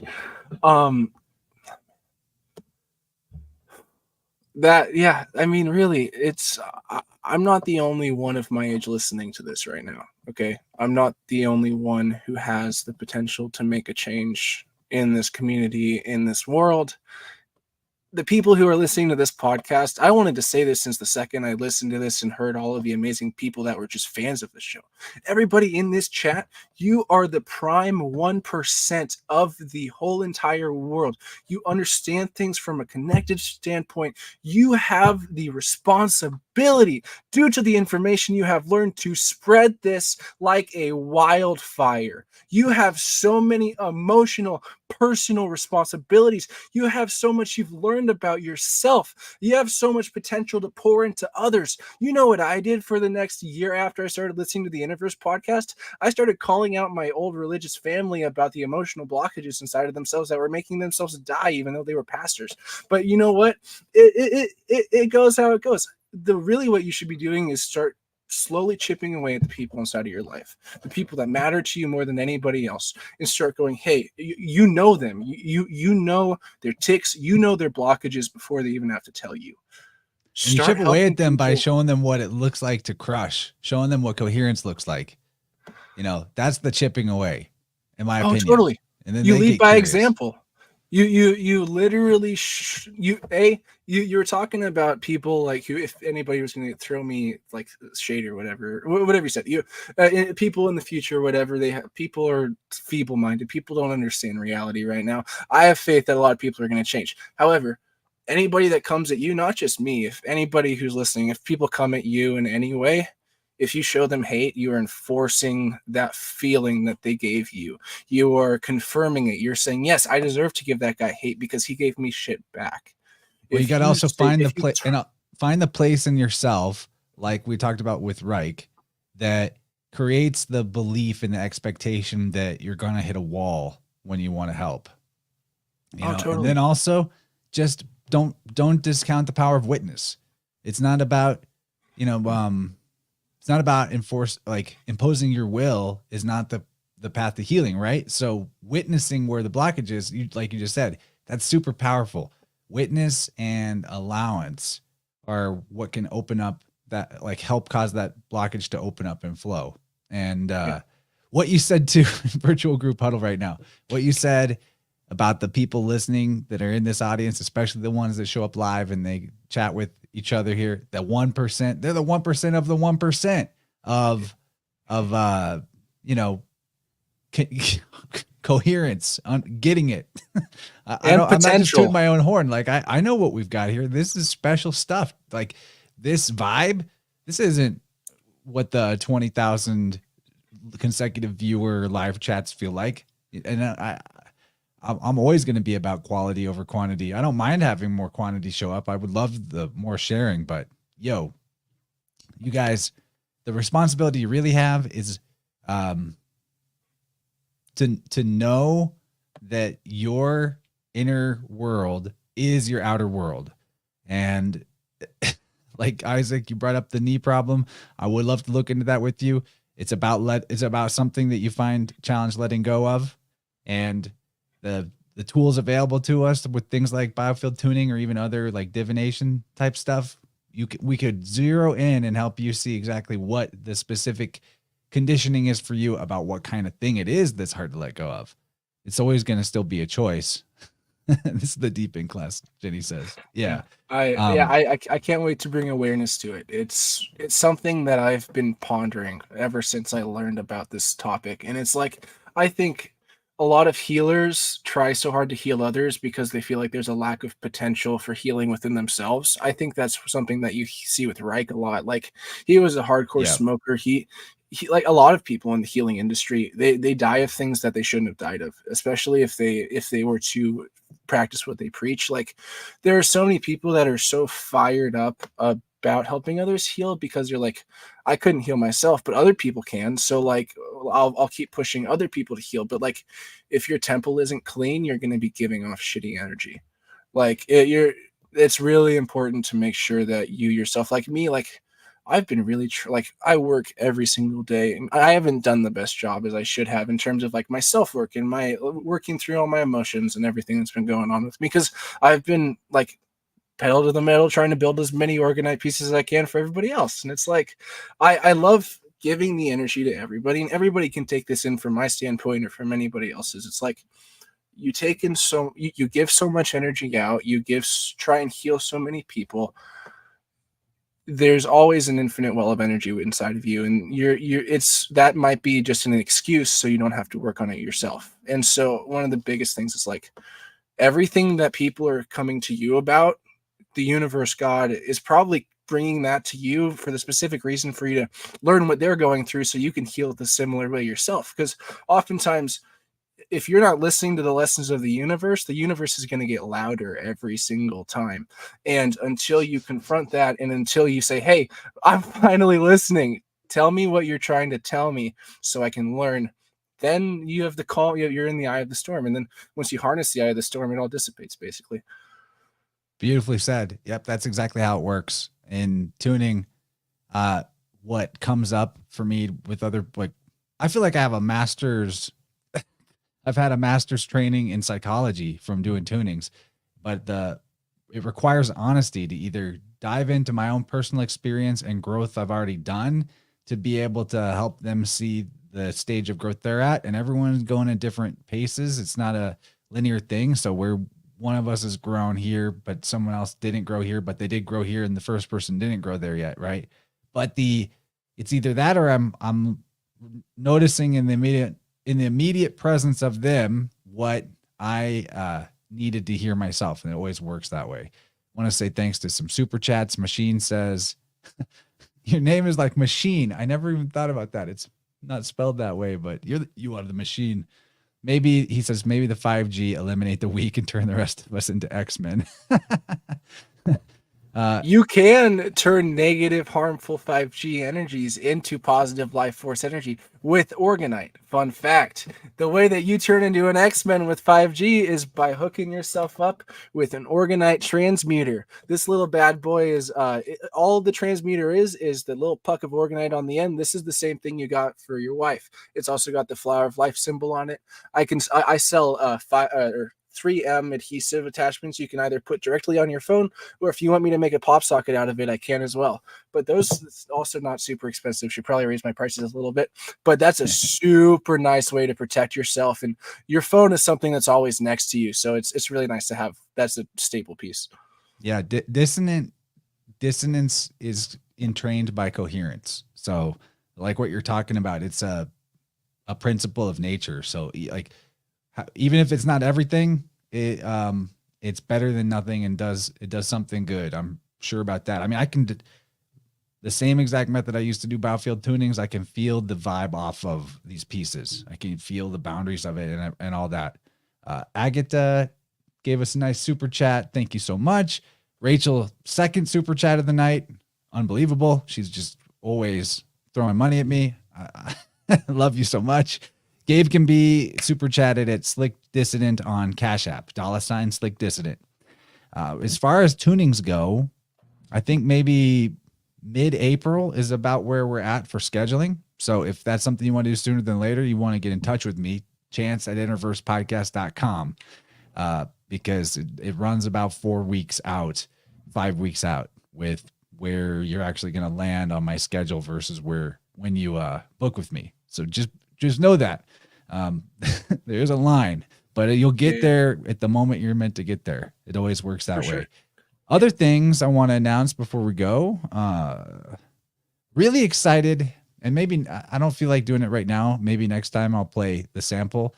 I'll put it in the Telegram as well, the 5-minute sample. But there is a new audiobook that I have narrated that is now available. It is Spirit Whirled, Book 6, Terminalia. That link might be too big for okay. Ignore that. It's too big of a link for the YouTube chat. I'll use the tiny URL. But Terminalia is the 6th book in the series, and it's all about what happened when the Spaniards encountered the Native Americans in the Mexico region. It's also got several chapters about all of the admitted forgery of the history of Christianity from the church fathers. It is an awesome book. I think it's his best of the Spirit Whirled series. I really enjoyed narrating it. You're going to learn some good stuff from it. Check it out with the link I just put in the chat or the description of this episode, wherever it's posted. You'll be able to, if you've never used Audible before, actually get it for free by signing up for an Audible trial. Highly recommend that. And you're supporting me and Dylan. Another thing, speaking of Dylan, we have a new show. It's called InnerVerse. You know, like InnerVerse and Spirit Whirled put together. InnerVerse episode 2 will be coming out in a day or two. We've already recorded it. The whole episode is about the Pelagi, the holy sailors, and just what there is to know about these givers of letters and languages. Super good episode. If you like the first one of InnerVerse, the second one is on a whole nother level because we really know what we're doing at that point. The first one, we were sort of just having a members only conversation and realized partway through, hey, we need to do this regularly. We have a lot to discuss. So that show, InnerVerse, is just for people that support me directly or support Dylan directly. So that's going to be Patreon. It is going to be on Rockfin, but only in a pay-per-view capacity. None of the, not the shared membership thing that Rockfin does for the other premium content that I put on there. Or you can become a member on YouTube. So anyone that's super chatted tonight, if next time you feel like super chatting, if you just want to put that money towards joining the YouTube membership. All of the extended content that I create is now going to go on there. And, you know, you get a fun little symbol. I'll upgrade the symbols at some point, make them more InnerVerse specific. And most importantly, you get the Inner World podcast when we put it out. Or you can get it by being on Dylan's Substack. If you subscribe to him on Substack, you'll get that show there. One way or the other. Is it worth your time? I know you're going to like it. Chance at InnerVersePodcast.com for tunings. InnerVersePodcast.com/sound-healing for more information about that. You know, give Isaac some time. He's going to put up a coupon code for the listeners to get some Oregonite. And this has been, you know, I knew we would have a fun conversation tonight, but I just want to say, brother, thank you so much. The vibe that you shared was exactly in line with what I like to cultivate here. It was better than, it must be the Oregonite. Everyone's feeling it though. I think this is exactly the type of thing I want to bring to the show. So, you know, someday in the future, if you wanted to come on and talk about something you've been researching or hang out or call in to a show that's in progress, just let me know. You know, you're a good kid. We need more of you out there like you. So we're all just amazed that you're 20. I had no idea. Well, I deeply appreciate it. I want to give my most heartfelt thank you to the two of you guys. I mean, if you guys liked who I am, thank Chance and Slick. I mean, they had such a huge impact on me growing up, or not growing up, but in the last few years. I mean, you guys have been so impactful to so many people, and you guys are the hosts, so you don't hear it enough. This is coming from a huge fan of the show, and you guys are changing so many people's lives by coming here every week and talking about these things. You are doing the work that you're meant to be doing, and you're changing lives more than you could any other way. And you guys mentioned, the InnerVerse coupon code that'll be out next day, or not next day, right after I'm done with this live. As soon as I'm off of this, I'll get it hooked up. So you guys got to wait 20 minutes, 10 minutes, and that'll be out. But yeah, cool. You guys, I feel like I truly met some of my soul family today. You guys are absolutely amazing. Thank you. All right. Takes one to know one. Okay. Good night, everybody. We love you. Thanks for tuning in. What a good show. See you for the next time. And watch out for Inner World episode 2. Big respect, y'all.